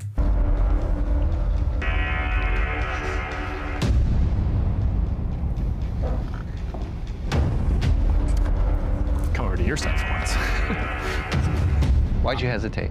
I hesitated because I don't think that it will be violent and uncontrolled like it was last time, and I hesitate to even say if he'll call as large of a crowd as he did last time. There were a lot of flaws in Capitol security, whether it being, we can all agree Nancy Pelosi should have had Capitol security at the Capitol on January 6th. We can all agree Capitol Police shouldn't have opened the doors. I don't think anyone thought it would reach that level, but she still should have been cautious. I think they will have the additional precautions this time, and I don't think it will get out of hand like it did last time. But at the same time, the passion that you saw on January 6th doesn't really go away in 4 years. And if people see another election, at this point, the rhetoric, I feel like, from MAGA is that if we lose, it's rigged. For example, you had the Secretary of State candidate for Arizona in 2022 saying that if a Republican, or if a county didn't vote Republican, then throw it out, there's something wrong. That's not, and obviously he's an extreme example. I'm assuming most MAGA people don't feel that extremely, but you don't need that many people with that opinion to have a January 6th event. So I don't, there was just a few hundred in 2021 that stormed the Capitol, which you say just a few hundred, but it's a small building. I mean, it's, I've been inside the Capitol. The chambers are not that big, not as big as they appear on the TV. So it only takes a small few to set it off. Yeah, not to mention the many stormings of other, government buildings after January 6th that had nothing to do with January 6th and the election. Again, I will bring up the summer of 2020, police precincts set on fire, billions, and with a B, dollars in damages here in the United States in all of our major metropolitan areas, seemingly over 20 lives lost, most of them black, in the name of Black Lives Matter and George Floyd. And yet we're calling January 6th like this huge day of insurrection and an attempt to overthrow the government by, as he just admitted, a couple hundred people. They were going to overthrow your government, and that's the end of democracy and an insurrection, and they're traitors to the United States government. Right. Okay. I agree with what you said. I think the reason why I stepped forward is just because we know from our experience as a great nation that history does one thing. It repeats itself. And so I would say, I probably agree with you and say the magnitude of it might not be as insane, it might not be as intense, but I feel like there will still be people that want to feel significant in their life that day, and they have their leader, Donald Trump, this great charismatic actor guy who's leading them and make America great, and they're going to feel this energy, this surge that's going to have them to follow in the footsteps that they did. Or maybe if they weren't there in January 6th, if they had FOMO, and so now they want to. I think we. I won't go that far, I think I want to be respectful to people who still support Trump, in that I was a Trump supporter, and I feel like if I hadn't gotten off the train when I did after the 2020 election, in the lead up to January 6th and around that time, I would still kind of be in that area because Trump's policies were good. I didn't really have a problem with a lot of his policies. But at the same time, we have to respect, like, there are people that will, choose the policies over Joe Biden, and I respect that. I think that that's, so if you're choosing the policies and you're behind the man, and the man that you respect and he has your policies says something, even like leading up to January 6th, it wasn't like out of my mind that like the people that were rejecting the election results were just terrible people. I still don't think they're terrible people. I think they're just, like representing an electorate that says that the election was rigged, even though it's clearly not true. I mean, I think that you just have to respect the MAGA wing and say that, like, it's not the people that are wanting to feel important. It's that they're being led by a madman. Okay, let's bring in our... And not He had me until the end. everyone who was there shared that value. Like, not all Trump supporters would do that. So I think it's important to not lump everyone in with those 100 and some people that were there, because that's not fair either, because I don't think any of these guys would be there, but I could be wrong. Actually, I was going to go to January 6th, and we just didn't go. And we were going to the rally. Oh, you wanted to attend? Yeah, but we were going to the rally. I actually have a very good friend that did attend. After the speech at the Ellipse, he went back to his hotel room. He's a black actor from Hollywood. He ran for the state assembly. He's the vice chair of the Los Angeles GOP. And so he went back to his hotel room, saw MSNBC on the television saying, oh, it's a very somber moment. He said, I was just with those people. Right. He went out. He had a good time. He didn't see any of the bad stuff happen. So he didn't enter the Capitol? Hold on. Okay. Telling the moderator to hold on is crazy. That's wild. John, don't let him disrespect you like that. In the national anthem, the police were there. They kind of waved him along. He stood in the threshold of the Capitol for 71 seconds, and he's facing 3 years in prison, nonviolent. Because he walked in. Insane.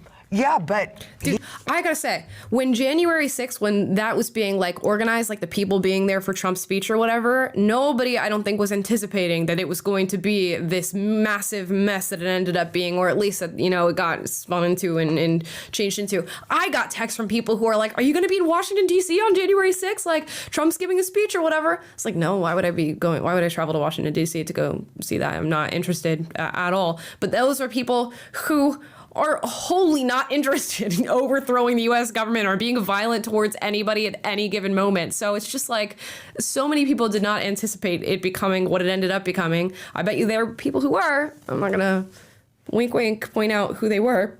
He did it by association, I guess, is probably. I'm not saying again, this is not America. Yeah. This is not America. We have had a man in jail now for 4 years.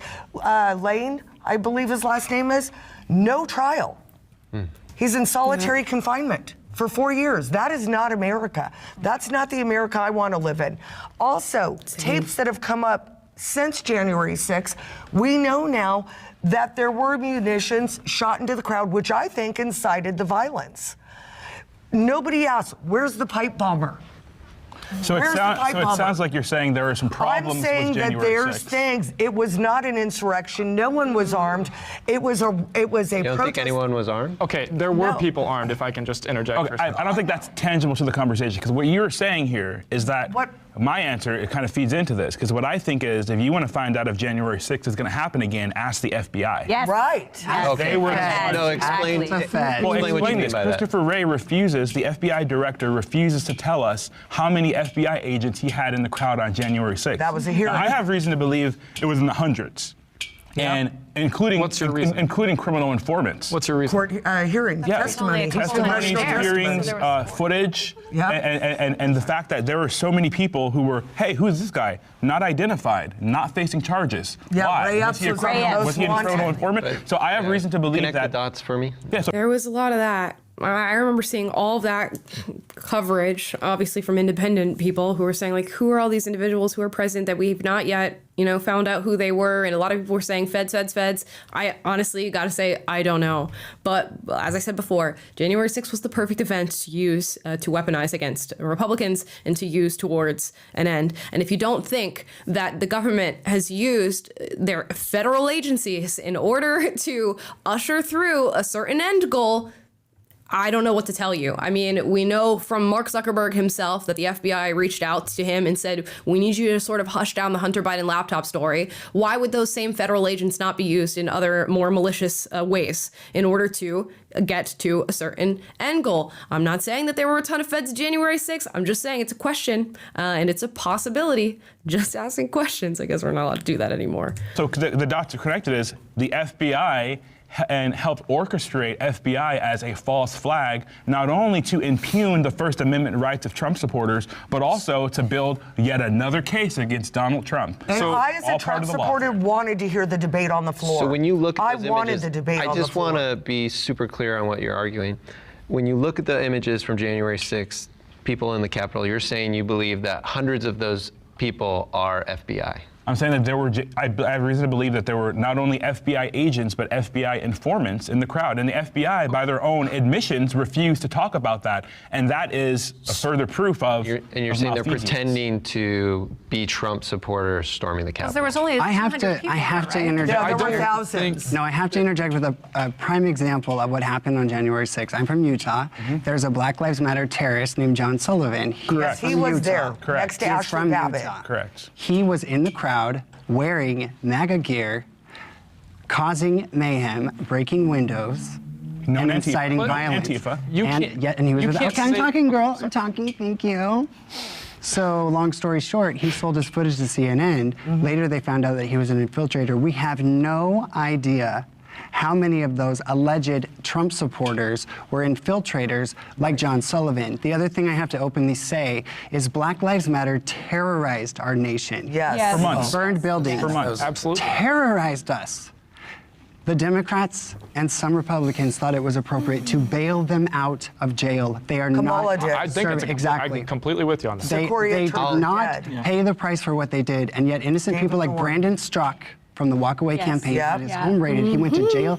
He's still on probation. Kim Kardashian involved? I think that there's... She might be able to help. Is she your idol, girl? She already You love has him. 1% and Trump and her. There's a seem to have fair great counterpoint kids, so. there. I want to just ask kind of a follow-up question. If Biden loses, who thinks that we'll see protests at the scale that we saw in 2020? Oh, absolutely. Yeah, 100%. Probably even keep more. in mind Can I just get a raise of hands? They will terrorize our they nation. turned cars. We will be They burnt terrorized. things. I feel like they're all kind They closed down. I just don't know. I don't know how anybody can make that prediction. I don't know what people are going to do, who wins, who loses. I can tell you tensions are high, regardless of which way this election goes. I don't know if people are going to take to the streets and do something crazy. I don't know. They've done it for far less. That's all I can say. Far less than an election. Yeah, and you could also just, for a little more perspective, we just had the Trump verdict handed down, and there was no protests or no violence associated with that. So you really can't judge these things ahead of time. Yeah, hard, very, very hard to tell.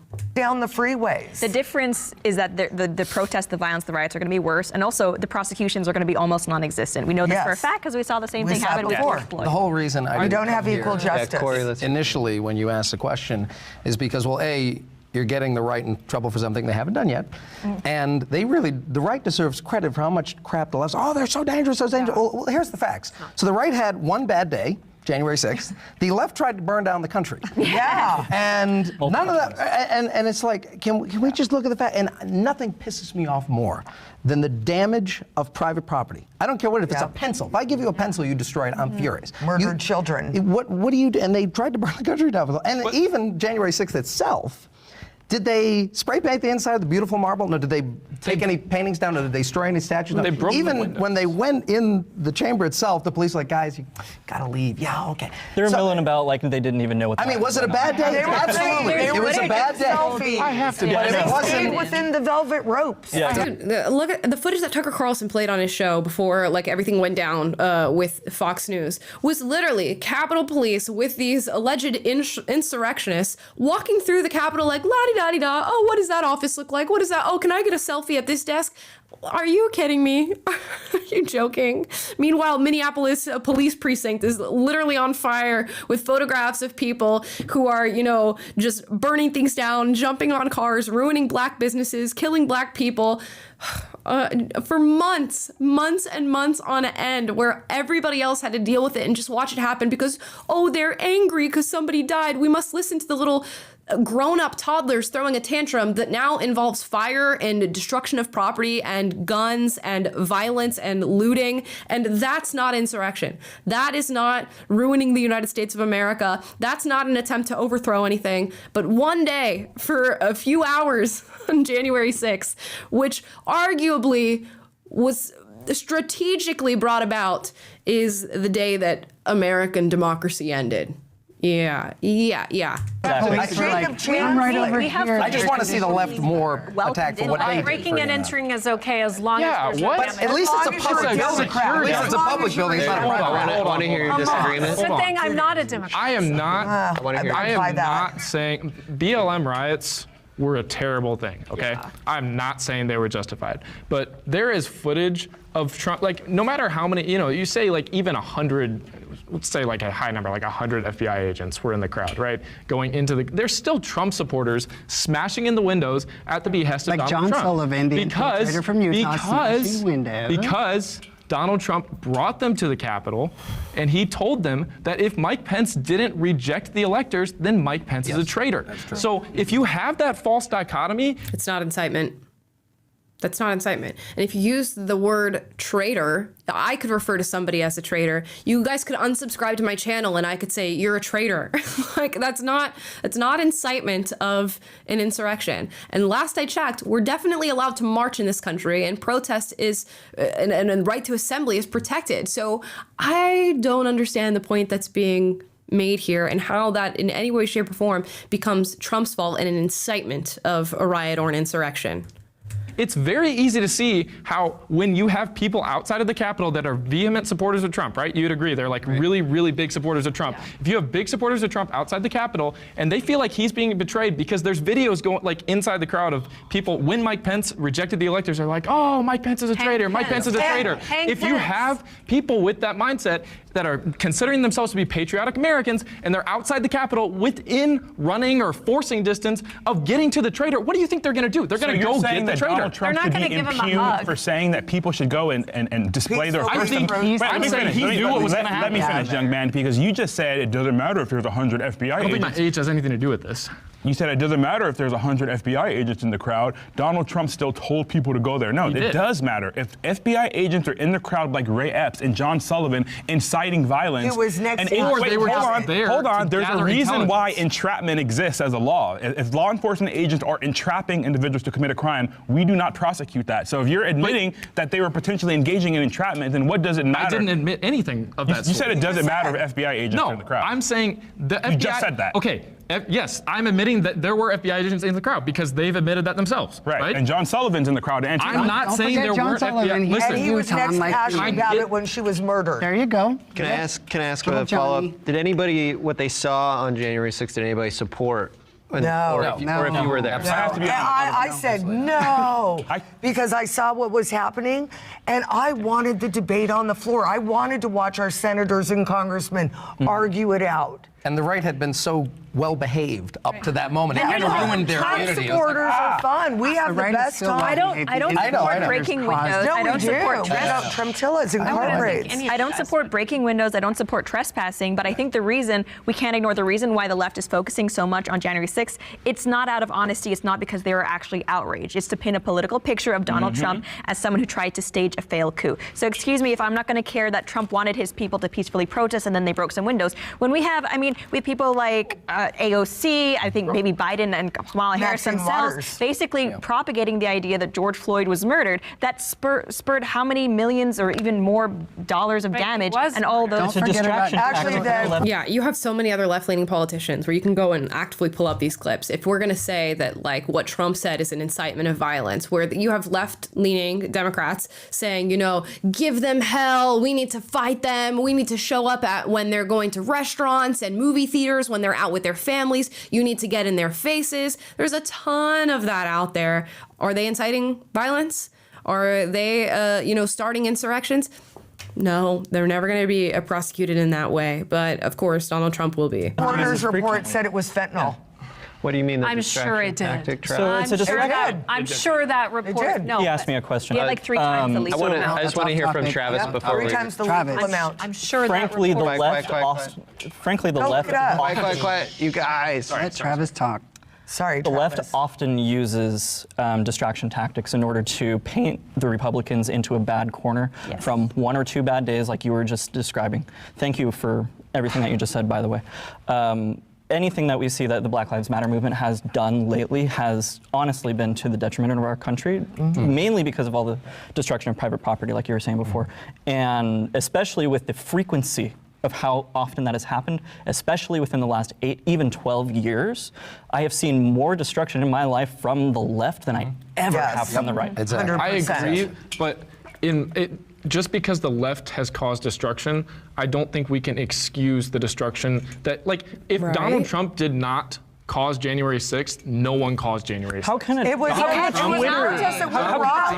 The people who committed the acts of violence and crime on January 6th are the ones who caused January 6th. It's just unbelievable. Like, what?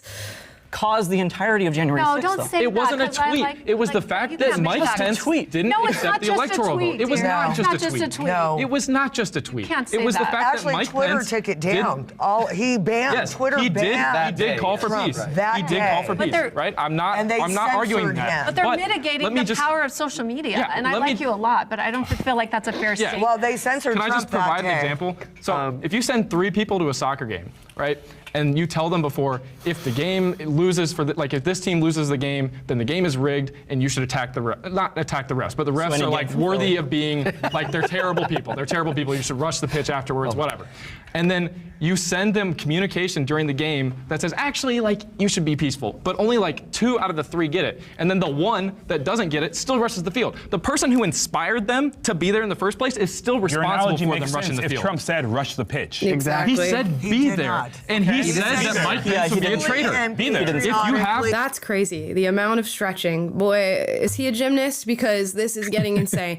If you say, this doesn't go our way, I think something's gone on within the system, it's rigged, we need to gather and assemble. And then you say, we also need to be peaceful. You are not inciting violence. Just because people who took that message feel as though they've been motivated to violence or feel within them personally that they want to commit an act of violence or aggression or vandalism, that does not make your initial statements incitement. You would have to actively tell them, I want you to break windows, I want you to vandalize, I want you to beat up police officers, I want you to storm into that Capitol and break and enter. That would be incitement. Did he ever say any of those things? In fact, he said the exact opposite. Be peaceful. Use your voice, but peacefully do so. They protest If you and let have- your voice be heard. Yes, is what But he said. when you have extremist groups there, that is the logical conclusion of what they were going to do, and he knew that. Correct. Okay, we gotta reset Nuts. for the final prompt. Final prompt. Biden has a better chance of winning the election than Trump. Will the agreeers please come forward? I have no clue. I have no clue who has a better chance. I do have a feeling, just with how the Biden presidency is going, that there is going to be a large swing towards Trump, and we're going to see like some crazy numbers within the Black community, the Hispanic community. He might lose. I don't know how women are going to go on this one, because you know how we vote sometimes, often to our own dismay. Women go in the wrong direction on a lot of these things, but I think it's going to be all over the place. I don't know who's going to end up taking this one. Taylor?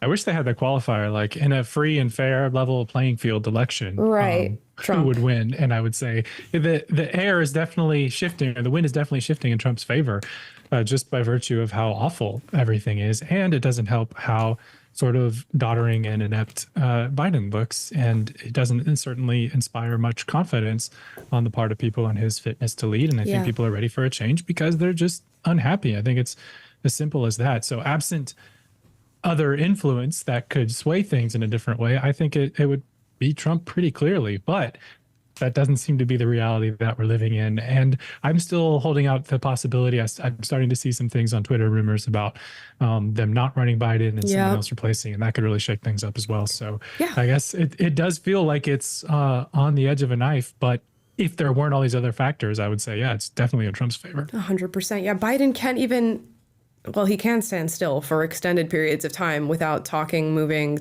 doing anything, because he's literally freezing in his old senile nature. So I don't know how anybody could watch that man and think this is somebody that I need to be supporting. It's crazy.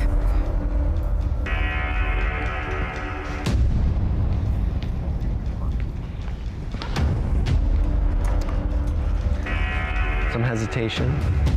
Some hesitation, yes. The heartbreaking reason that I have stepped forward is not because I believe that Donald Trump could legitimately lose an election. America needs Donald Trump. We had 4 great years under him.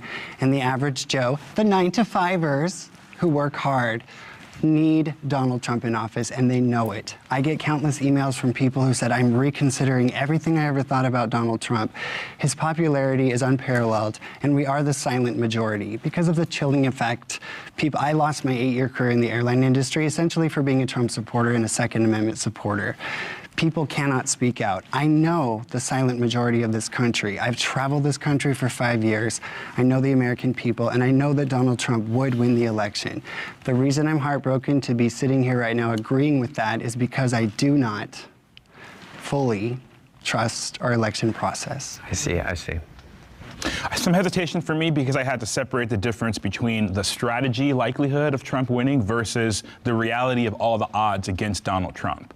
So I came to sit here, I agree with your prompt, because all the odds are absolutely stacked against Donald Trump. If you would have told me 15 years ago there's going to be a presidential candidate who the NBA and all of Hollywood and all of professional sports campaigns against, yet that candidate only loses by razor-thin margins, that's what Trump happened in 2020. So Trump has all the odds stacked against him. And by the way, he has hours of lawfare preventing him from raising funds, preventing him from campaigning. He has all the odds stacked against him. Yet he's still doing great in polling, and I think that's just a testament to how much the American people reject Biden and embrace and long for everything that Trump did during 2016 and 2020. But I agree with your prompt, because at the end of the day, the odds are so stacked against Donald Trump. It's just factually accurate that Donald Trump is essentially facing an insurmountable battle against the uniparty and the deep state. One that I do think he's going to win, but I do think that the odds are certainly stacked against him. Very well said. The reality is people remember what life was like for 4 years under the Trump administration. That inherently makes him popular because they have proof of what kind of a president he will be again. So if he loses, unless there's transparency that's proven transparency, I will campaign with all my heart, and I will pray for a miracle, and I will pray that hearts will be changed, and it will be so obvious that he won that it happens. But I just don't see that happen because they've got him in a courtroom where he can't even campaign right now. What was life like when Trump was president? We had prosperity, we had energy independence, beautiful energy independence, which means we weren't dependent on foreign oil. Iran, the country that's funding the terrorism in Palestine right now, was broke under Donald Trump. We had peace through strength. The world did not want to mess with Donald Trump. He basically said, if you mess with America, we will decimate you. We love you. That's why we had no new wars. No new wars. Under and Trump. now we are embroiled in the most terrifying, awful wars around the world, and it started as soon as good old Mr. Joe U.S. Sniffer. boots are on the ground currently in Ukraine. Exactly. U.S. boots are on the ground in Israel, and U.S. boots are on the ground in the Gaza Strip currently because of Joe Biden and the war drive that Trump's not a part of. Yes. Housing was more affordable. Groceries are more affordable. Gas was more affordable. Life, if anyone is honest, if they just eliminate the personality of Trump, they don't like Trump, we get that.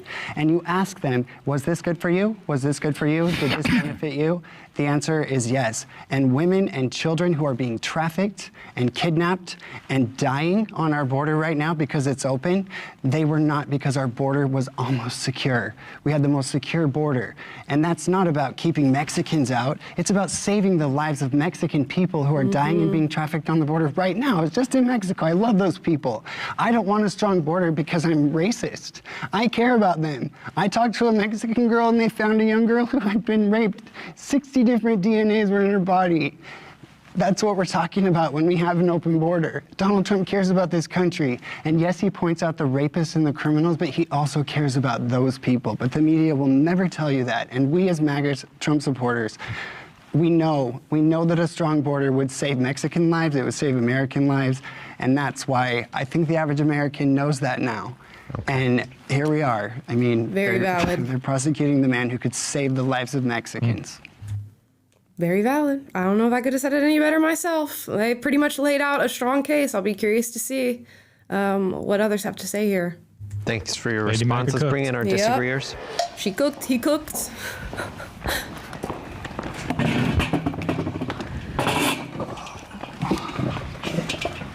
Not the compact. Not the compact. Sure. Well, I think both of you made really good points about the election integrity and the fact that there are a lot of problems we saw in 2020 that have not been resolved. Social media censorship, the issue of ballot harvesting, voter ID laws, the people who are working the polls, all of those are still problems. I'm hopeful that everything can be overcome by how dissatisfied with the economy and the state of the country the American people are. When it was 2020, there was a lot of anti-Trump sentiment, and Joe Biden represented perhaps a return to normalcy. He's just like Barack Obama Part 2. Obama wasn't so bad, right? The world kept going. That's what they were thinking, right? But now we've actually seen what 4 years of Joe Biden has done. Inflation is insane. Yeah, they say the unemployment numbers are good. A lot of that is just regaining jobs from COVID, and the workforce participation rate is still not recovered from the pandemic. So a lot of these jobs are actually just people getting back to work instead of new jobs. The border is open. We have these new wars. There's so many problems that I think it would be so unbelievable if they tried to pull what they did in 2020 once more, that I'm hoping they don't try again, or if they do, that they're caught. So here's what I'll say. I think you make a lot of good points about Joe Biden. I will say this is why I'm a Republican, because I don't agree with Joe Biden, right? But you'll vote for him. I will vote for him over someone who tried to pull a coup on this country. Yeah. You would think you would just abstain from voting.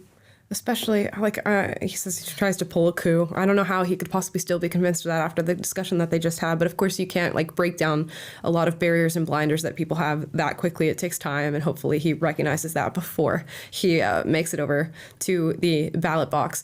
You would think that knowing what you're voting for and who you're voting for and how they have already impacted the country so far and will go on to impact the country for another 4 years would at the very least just make you stay home.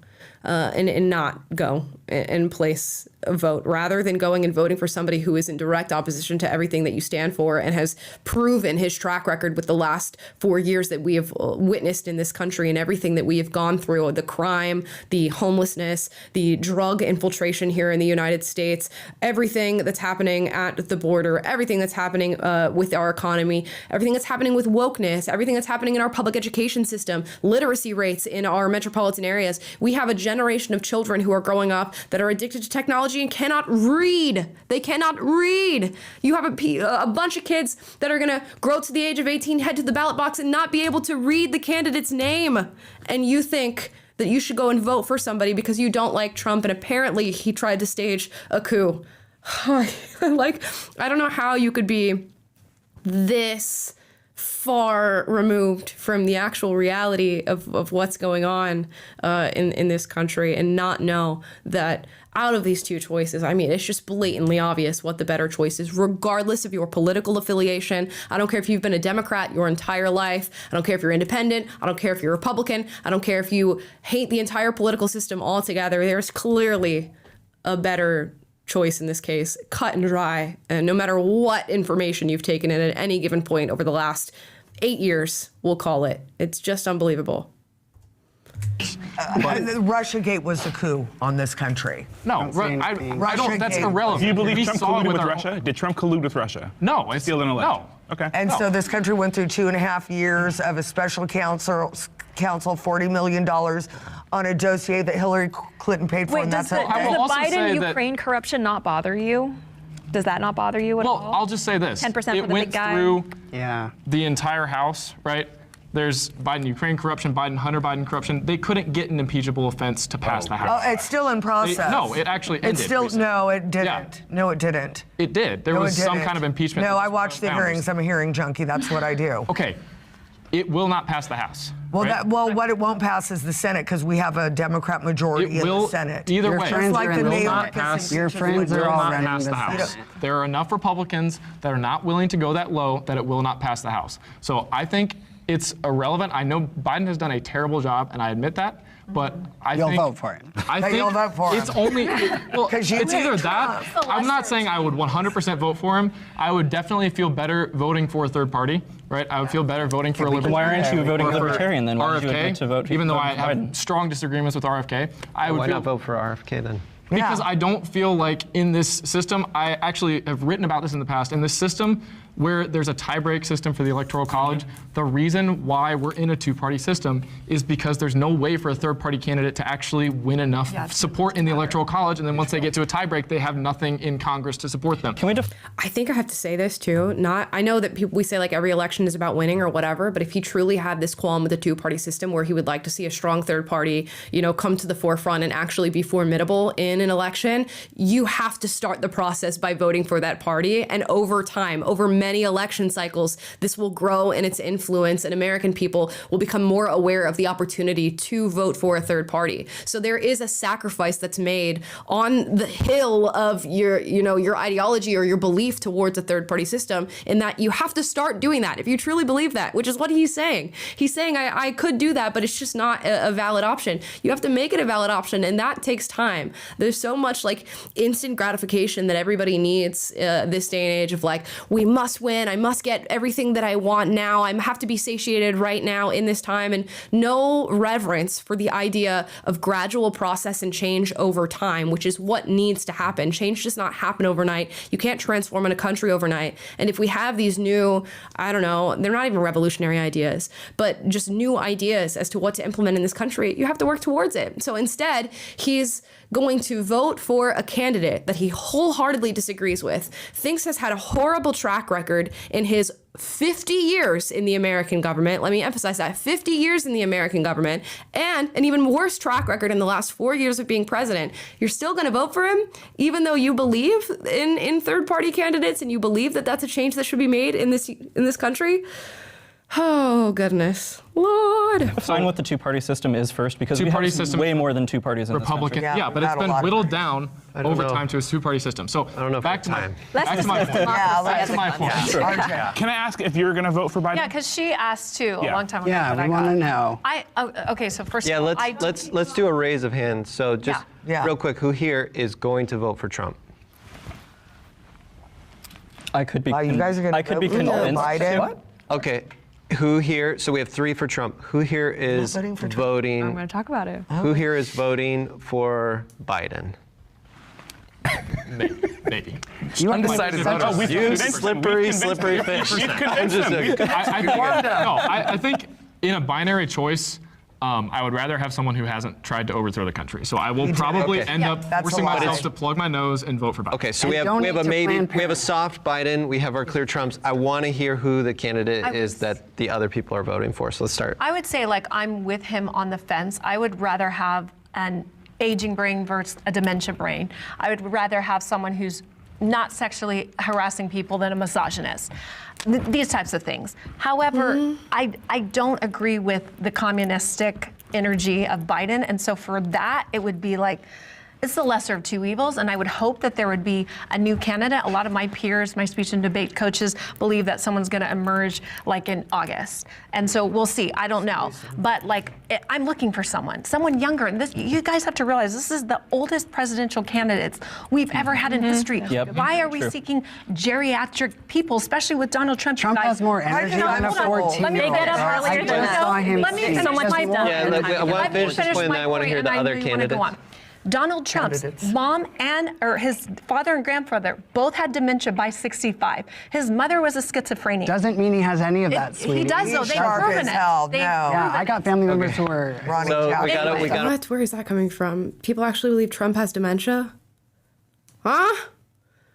Can we? I've seen that. Mark Cuban is somebody on Twitter, I think just yesterday, was saying like, well, Biden has his gaffes, but Trump has plenty of gaffes. But Trump's gaffes are much more consequential because they encourage people to drink bleach and do things like that. And it was like, What the hell? dude, watch Joe Biden for any amount of time and watch Donald Trump for any amount of time right now and see who you think is just mentally fit and completely independent of their positions on anything, but who do you think is closer to being senile versus not in those two? It's just such a dishonest argument to make. Right. One of them literally is senile. Literally is senile. It's just in and out of being lucid. Oh my gosh. So soft on Biden. Too soft I'm on looking Biden. for another candidate. Travis, who are you voting for? I would never vote for Biden. I could be convinced to vote for Trump only if I could get around all of the issues that I have for him on a moral ground. Exactly. I am leaning more libertarian at the moment. I voted for Joe Jorgensen in 2020. I very much do not want the government in any of my stuff whatsoever. Exactly. So that's my back. See, that I can respect. You know you disagree with the other candidate, so you're not going to go for him, and you're going for another route that better represents your values. I will agree with you on the two-party system. I would be libertarian if I felt I could be effective as a libertarian. Well, I think that's why people And go libertarianism does have its own problems too, All right. especially for the making our way platform. around. I will not be voting at all because I am not an American. I've lived in America for years, came the legal way, spent a lot of money and time through the visa process and all of that. But that is one of the reasons why I love Donald Trump. He is not the type of political candidate who's going to put people who are breaking the laws trying to skip to the front of the line over those of us who are doing everything we can to do things the right way. And Donald Trump is, I think, one of the first candidates to actually talk about merit-based immigration into the United States. He tried to pass the RAISE Act, under which, people like me who provide jobs, like I own a company, I employ Americans, it would have been so much easier for us to, I guess, get things done. But instead, we have Joe Biden, who is essentially giving money to people who are breaking the laws, thinking that they have the right to jump to the front of the line, even though I have family members who are going through the same immigration process, and it's a slap in the face. But So if you could I vote, love you would. her. I love it. Do you love her too? She's amazing. She's great. And then Corey, who are you voting? I mean, this is such a tough one for me because I'm always rooting for, as I said before, the anti-left. I don't want to call it the right. It's everyone. It's the center, it's the right, it's the far right, it's the libertarians, it's people that aren't supposed to exist. Black conservatives, not supposed to exist. Gay conservatives, not supposed to exist.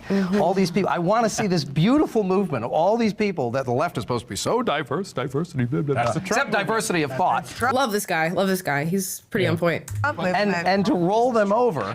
And it's just, I wish you guys that have been on the right much longer had a candidate like, I love Vivek, he's my man. I love Vivek too, and Trump loves Vivek. I know, but So I if wish Vivek- he was the guy. If Or Vivek someone like becomes that. his vice, It's going to be real hard for me to not vote for Trump. I mean, again, I love Byron. I love Tulsa. There's so many people.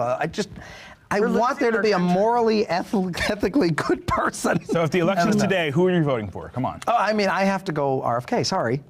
Because I think, here's the thing. I least you think, didn't say Biden, with quote like unquote you guys. wasting I your didn't vote, say I think Biden. is the I death said of better democracy. than Trump. Consider it. If you should vote for who you want Better to than vote for. Trump. If we get into The this fact that world you of, consider it because 80% of the country hates Biden and Trump. Well, why don't they vote for RFK who has a chance? That's nothing. I hate this idea. You have to vote for Biden or Trump or it's a wasted vote. Ranked No, that's the death of I don't think Biden's Okay, Rounds of unfortunately, we're just out of time, so we have to end it there. But I just want to thank you all for being in this video. It was contentious. we thought it was going to be all peaceful. I thought I know, we were so friendly before. Yeah, I still love you. I just want love you. to share my final thoughts. I disagree with many of you on my own personal. He's a liberal. But I see the value in all of you. I respect you all as people. I love you all as people. It's been a pleasure. I look forward to hopefully, like years. You got the right shirt on, USA. Where it's more common for us to just have conversations and. And honestly, I want to personally thank you for this because Yeah. in the Republican movement, the MAGA crowd is all about the freedom. The staunch Republican suit and tie crowd often won't even talk with me. So the fact that you are willing to host dialogues with the misfits, with the unicorns, with the people who think outside of the box, is a wonderful program. We know that you lean left because you asked us our pronouns, but Get that in the video. that being said- I'm gonna be asking you No, pronouns of it. it's okay. I'm a man. But But you guys are offering one of the only spaces on the internet right now dialogue. with this Dialogue. fascinating Yeah. back and forth. Yeah. And if we don't talk, we're in trouble. Well, that's Yeah, why That's there's exactly So right. thank If we you. don't do But this, we are. I see all your humanity. I hope Yeah. we all continue to see each other's humanity. Yes, definitely. Yes, we need because to. Completely agree. You guys dehumanization, do I a think, great is the job biggest of risk. setting a space that's safe and that people can talk and really share their passions and their beliefs and not be judged or a little judged, because that's what we're doing, right? Yeah. Lovely.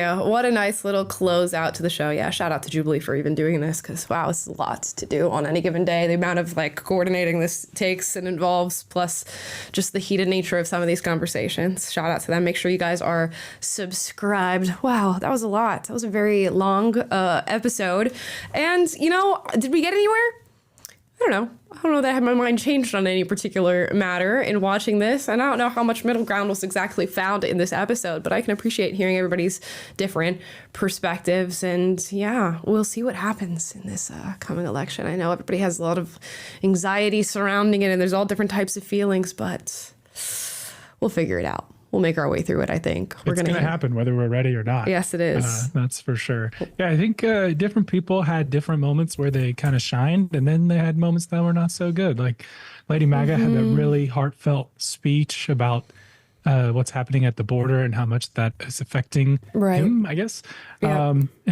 But then also kept like sliding in the Barack Hussein Obama type stuff. And, like, okay, I mean, it was definitely a mixed bag, which sadly I think is kind of I mean, I guess not sadly, that is part and parcel of a diverse coalition of people who are supporting one side when we have a political binary. And so you're bound to get people that you broadly disagree with on a lot of things, but broadly agree with on other things. That's what America's about, baby. What America's all about. But we'll see how this election goes. And now I think we're ready for the Super Chats. Yes, let's hear from you guys. We've been yapping enough, listening enough. Now you guys get to speak. Yes. Scott Slayton starts us off today, says, "Hey, Amla and Taylor, love you guys. Thank you for being a voice of reason amidst the chaos." Yeah, there's a lot of chaos today. I'm glad that you view us as a voice of reason on this here platform. So thank you for watching. It did get a little chaotic. I said this debate was almost unwatchable. For the subject matter, for one, but also just the attitudes and everything. It's just like, can we have a normal discussion? But normal doesn't get views, does it? So. No, but I think there's something oddly satisfying too about like watching the chaos ensue and then watching you pause it and then unpack like a logical perspective on things and untangle that web and then go through it, because I think these debates or these middle grounds do represent sort of a microcosm of conversations that should be happening, or how they would look if people actually tried to have them, and being able to just pause and like unpack the nuance that they are missing is probably a helpful thing. Awesome. Alibi Kaplis says, "Just finished my final exam in leaving GNG cert, Irish High School Finals." Okay. And watching you guys is the best reward. By the way, Alva is how you say my name. ALVA. Alva. Okay, sorry. Oh, okay. Very cute name. I love that name. And yeah, I'm so glad that you just got finished with your finals. Hopefully everything went well. And I'm glad you got to catch the live. We were a little late today due to technical difficulties, but it worked out. We got it done. Worked. It must be late over there in Ireland too. It's late for our standards over here. Flynn Vicence says, "Long time no see. Anyway, YouTube's algorithm messed with me too. Have you done anything with Gamergate too? Have you had issues with messages not working?" I've not had any issues with messages not working or anything like that. We've spoken about Gamergate though on this channel. I don't know if it was Gamergate 2, right? It was Gamergate 2. Yeah, Sweet Baby Inc. and all that. Yeah, we have a video on that somewhere on this channel. If you just search it up, you will find our search thoughts on Amala Sweet Baby. I think you should be able to find it. And yeah, we've had people complain about messages not coming through with Super Chats and stuff, but I don't know. YouTube was weird today. Didn't let us go live. I don't know if it's just a coincidence, but when we took Trump's name out of the title, it worked. Then it worked. That's so funny. I'm not going to suggest that there's anything nefarious going on, because then we'd be banned. I'm just kidding. Joe Gico just says, "Keep it up," with a squiggly. Thanks, Joe. Appreciate ya. Timothy W says, "Happy birthday to the best mamala America could ask for." Wow. We need you to be the mamala of the country. Thank you, guys. I'm only 24-year-old mom. Incognito Candy says, "Happy late birthday, Amala. Thanks for everything you do. 10 out of 10 recommend as always." Thank you. That's so sweet. Thank you all so much for all the wonderful, beautiful birthday messages. I had a good time, and your messages helped make my day. Nicodemus says, "Hello, you two. From a French point of view, Trump can't be completely pure as the driven snow to have succeeded in finance at such a high level, but I don't think he is a criminal and would vote for him." Right. Yeah. I don't know. I mean, like in business dealings, I'm sure there's a lot of things that go awry, and I don't know. I haven't looked too deeply into this Stormy Daniels case because, as I said before, I really don't care. But yeah, it's hard when you see people in any successful position to be like, is everything kosher? Did you get there totally normal? You know, especially if it has anything to do with politics. You always think there's some shuffling around, as that's what we'll call it, that happens. LA native says Trump is no more dishonest than the next politician. Yeah, doesn't seem like it. Seems true. Yeah, if you look at all of their track records, it doesn't seem to be a whole lot of honesty. And there's no beacons of honesty among any of our politicians, it seems. Ivory the Bashful says, hi, Amala and Taylor. Hope you are both doing well. Can't wait to listen to this at work tomorrow. It's going to be a spicy one. Please give Lucy and Charlie a pet from me. Oh, we'll do. Charlie's downstairs. We'll give him a good little pet for you. Yeah, this one was definitely a spicy one, so I don't think anybody would be disappointed by this. At first I was like, are people going to care? Because it's about Trump. But I think the heated nature and the chaotic nature of the debate was all you needed. Indeed. And I love how y'all are remembering our pets' names. Actually, my other cat, Romeo, jumped in my lap during the live stream. I think Amala saw it off camera, but he left before we had a chance to he was quick. Let him say hey. Andres Antonio Gonzalez says, hi, Amala. In Uruguay, the stigma is cloned, even though this is not our issue. A Trump supporter, we like him.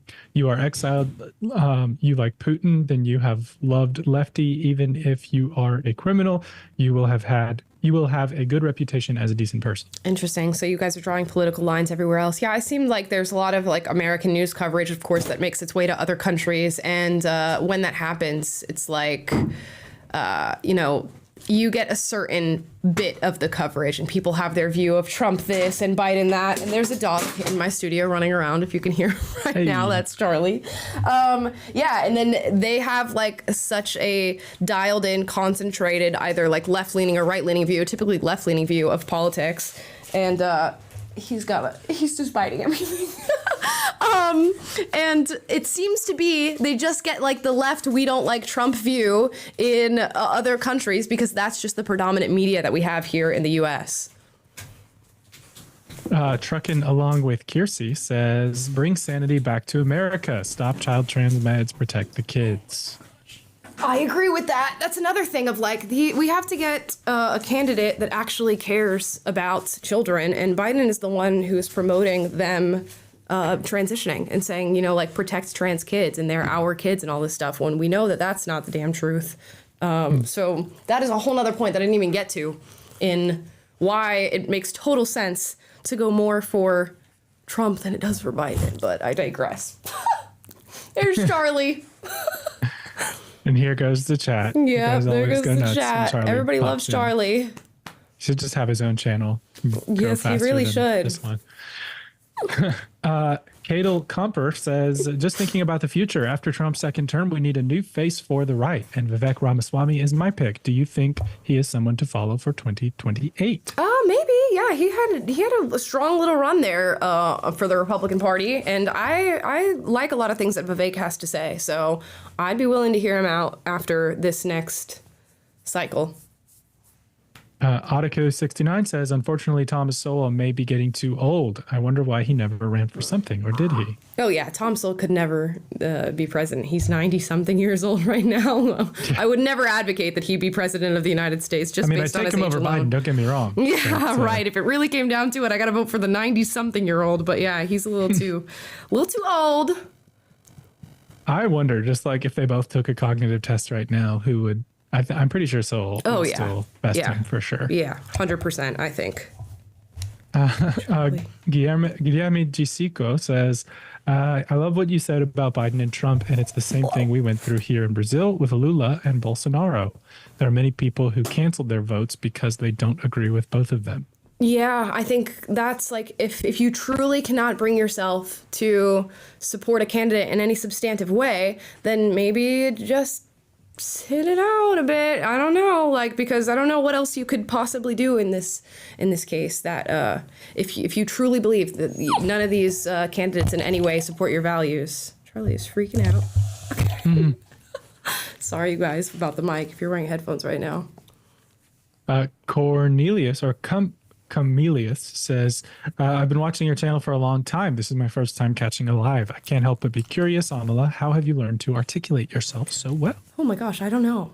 I just talk. I just yap a lot. I speak Japanese.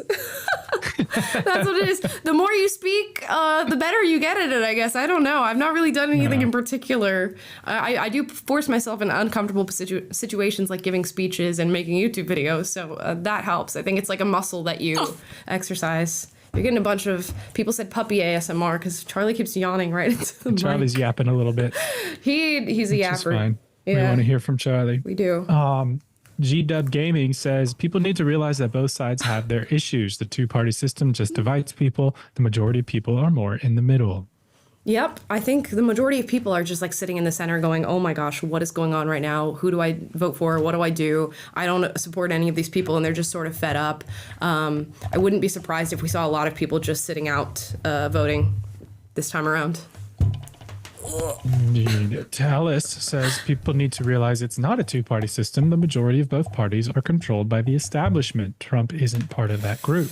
Right, that's the whole uniparty argument that they were making, which does make a whole lot of sense when you start looking into a lot of these different things and the lobbyists and the corporations and AIPAC and all that fun stuff. Give it a Google. Where's our tinfoil hats and X-Files music? Put them on. Mm-hmm. Timothy W. says, this video is why I tell people I'm a libertarian. There you go. Something else. I just need something else. I need the government to stay away. Barry B. Benson says, I thought I was too young to learn about politics, but like everyone else my age, 14, I learned about politics from the woke content and media that was pushed out on TikTok. Thank you for explaining both sides. Oh, thanks. We try. We try to give every little side their fair share of communication, at least on this show, and try, even though we do pick a side of our own and tell you guys how we feel. Charlie's like, that looks like an ice cream cone. Yeah, right. Charlie, who are you going to vote for, Trump or Biden? There you go. There you go. That's his answer. It was Trump, I think. Adrian Navarro says, I'm a center-right gay man, and I appreciate that some of us have the balls to come out of the woodwork. Now I feel like I'm dealing with an entirely new identity crisis. A lot of grifting on both sides. Yeah, it sucks. I've met a lot of gay people who are like, I don't know, I feel like so alienated by the different communities that I find myself a part of, because it's like suddenly you say that you support Donald Trump or that you're on the right or whatever, and then your own community isn't accepting of you because it's an unacceptable place to be politically as a gay person. It's just ridiculous. You have to reject the crisis that can come along with that and just say, you know what, these people, I don't care about their opinions and how they view my ideology. Eric Brown says, my girlfriend, who's mixed, during January 6th was distraught. When I asked why, she told me to look at all these people who hate her. She had no basis for thinking that. Yeah, it's not racist. They don't hate you for being mixed or whatever. Oh my goodness. Loving v. Virginia was how long ago? Let's get over it. Let's get over it. Your brain on mainstream media. Alexis Wenson says, I'm getting out of the military soon, so praying for good results on this election. Need to get out of California. Yeah, you want to get out before things get a little bit too heated. We're getting involved in a lot of different foreign conflicts for people who are in the military right now. And I can't imagine, like, there's got to be so many in the military who are watching and just don't support any of what's going on. And their lives are being toyed with and played with to a large degree. Can't imagine why they're struggling so hard to meet recruiting quotas these days. It's almost like people don't want to be involved. Man of Power says, hey there, gang. Happy belated birthday, Amala. How was your B-Day? A dating question for you both. If a girl says maybe next time we should go out for dinner and dance afterwards. So I set a date. Y ahora nada. What WTF? Wait, what happened? That's not a question. He said, dating question for you both. If a girl says maybe next time we should go out for dinner and dance afterwards. So I set a date and now nothing. Well, WTF. Oh, so like maybe what's going on? She said we can go out next time, and then he offered it, and then she didn't take him up on it. Well, I need some like clarification points. Have you already gone out with her and she says let's go out again for dinner and dancing next time, and now is not saying anything? It just sounds like you might have been ghosted, which is not cool. You hopefully need it's better that people give a reason to you and let you know why maybe they're not interested. But it's either just like she's a flaky person who, is not true to her word, or she's, ghosting you, which is not fun either. It's kind of the same thing. Either of those are fun. Yeah, kind of the same. Humble Cafe says, finally caught a live stream, been a part of the Spotify crowd for the past year. Love you guys' take on things. Oh, that's so great. Oh, yeah, we do have Spotify. We have video on we were Spotify, just talking guys. about Spotify today. Yeah. Well, you guys can watch this podcast on Spotify. We have quite a little Spotify community going on there, but we do love you guys on YouTube as well because we get to read your chats and speak to you. I'm more of a podcaster myself than a YouTuber, to be honest. Right. I'm watching or if I'm consuming long form content, it's usually in the background with Spotify. And I'm more Interesting. YouTube focused. I feel like that's somewhat a generational thing, but also a personal preference thing. John Jackson Greiger says, happy birthday, parentheses, I forgot. Oh, thank you. I'll take it. I'm so bad at remembering people's birthdays that I need to just put everybody's on. When's your birthday, Taylor? October? July 26th. So coming up. July 26th. Damn, why did I think it was October? See what I say? I'm very bad with birthdays. Yes, indeed. Yes, indeed. Cup Hex says, hey, Amala, I've been watching you guys for a while. What are your thoughts of running in 2036? Never. Guys, I'm never going to run for president. It's not the job for me. It's not where I want to be. It's not who I want to be. So don't dream of these things, guys. Wayne Smith says, it saddens me that the majority of people I see do not focus on the big things that count. Economy, China dominance, the dollar being replaced as the currency for oil, ... Yeah, I mean, these are big concepts. I care about them, but I struggle to understand them on a very, very deep level. I think Taylor is more proficient in these things than I am. But yeah, I totally get you. There's much bigger fish to fry in a lot of our issues, and we tend to focus on other things instead. Yeah, I mean, foreign policy stuff. I think all of it. You have to start with what is impacting everyday people the most, and I think that's always going to be what influences their vote the most. That doesn't mean that the other issues don't have consequences. It's just sometimes difficult to distill them down into terms that resonate with people. So yeah. John says, I think this was the first time I heard Amala swear on the show when she said, I'm effing anxious. Hilarious. Are you aware you dropped the F-bomb? Yes. In my personal life, off the show, we try to keep the show pretty clean as far as language, but I can have a language problem sometimes in my personal life, so I'm working on it. Sometimes it kind of slips on the show, but we try to keep it pretty family friendly on this tasteful, platform. Yes. Well placed. Yeah, F-bombs. hopefully.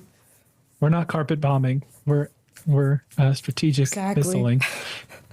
Let's see. Charlie is feeling very bitey at the moment, as you guys can see. He's trying to bite the shit out of me for some well-placed language. More of it. Get her, Charlie. Just kidding. He really is. Okay, that's enough of that. Dupe Warrior says, hey, you two, thanks for making sense out of what's going on. I listen to you guys, Count Dankula, Brett Cooper, and Northern Perspective. NP keeps up on the corrupt joke of a Canadian government, I'm under. Oh, I've not heard of that first one that you mentioned on the list.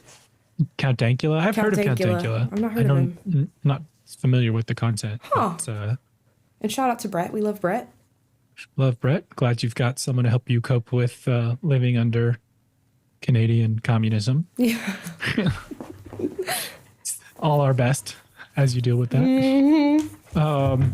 Nika G says, happy belated birthday, Amala. My 24th is coming up on Wednesday. LOL. Been watching around 2 years now. Keep up the great work, guys. Yay! Well, happy early birthday. I'm so happy for you. And we're going to be the same age in 2 days. Love that. Love that for you. Happy early birthday. Last but not least, Frau Kanzerlin says, anti-feminists are like, why don't you want women drafted? But I don't know any women who even want men drafted. How do you feel about drafting? Yeah, I mean, I wish nobody would be drafted. I don't think it's cool that you just get drafted and that you could just get drafted into things.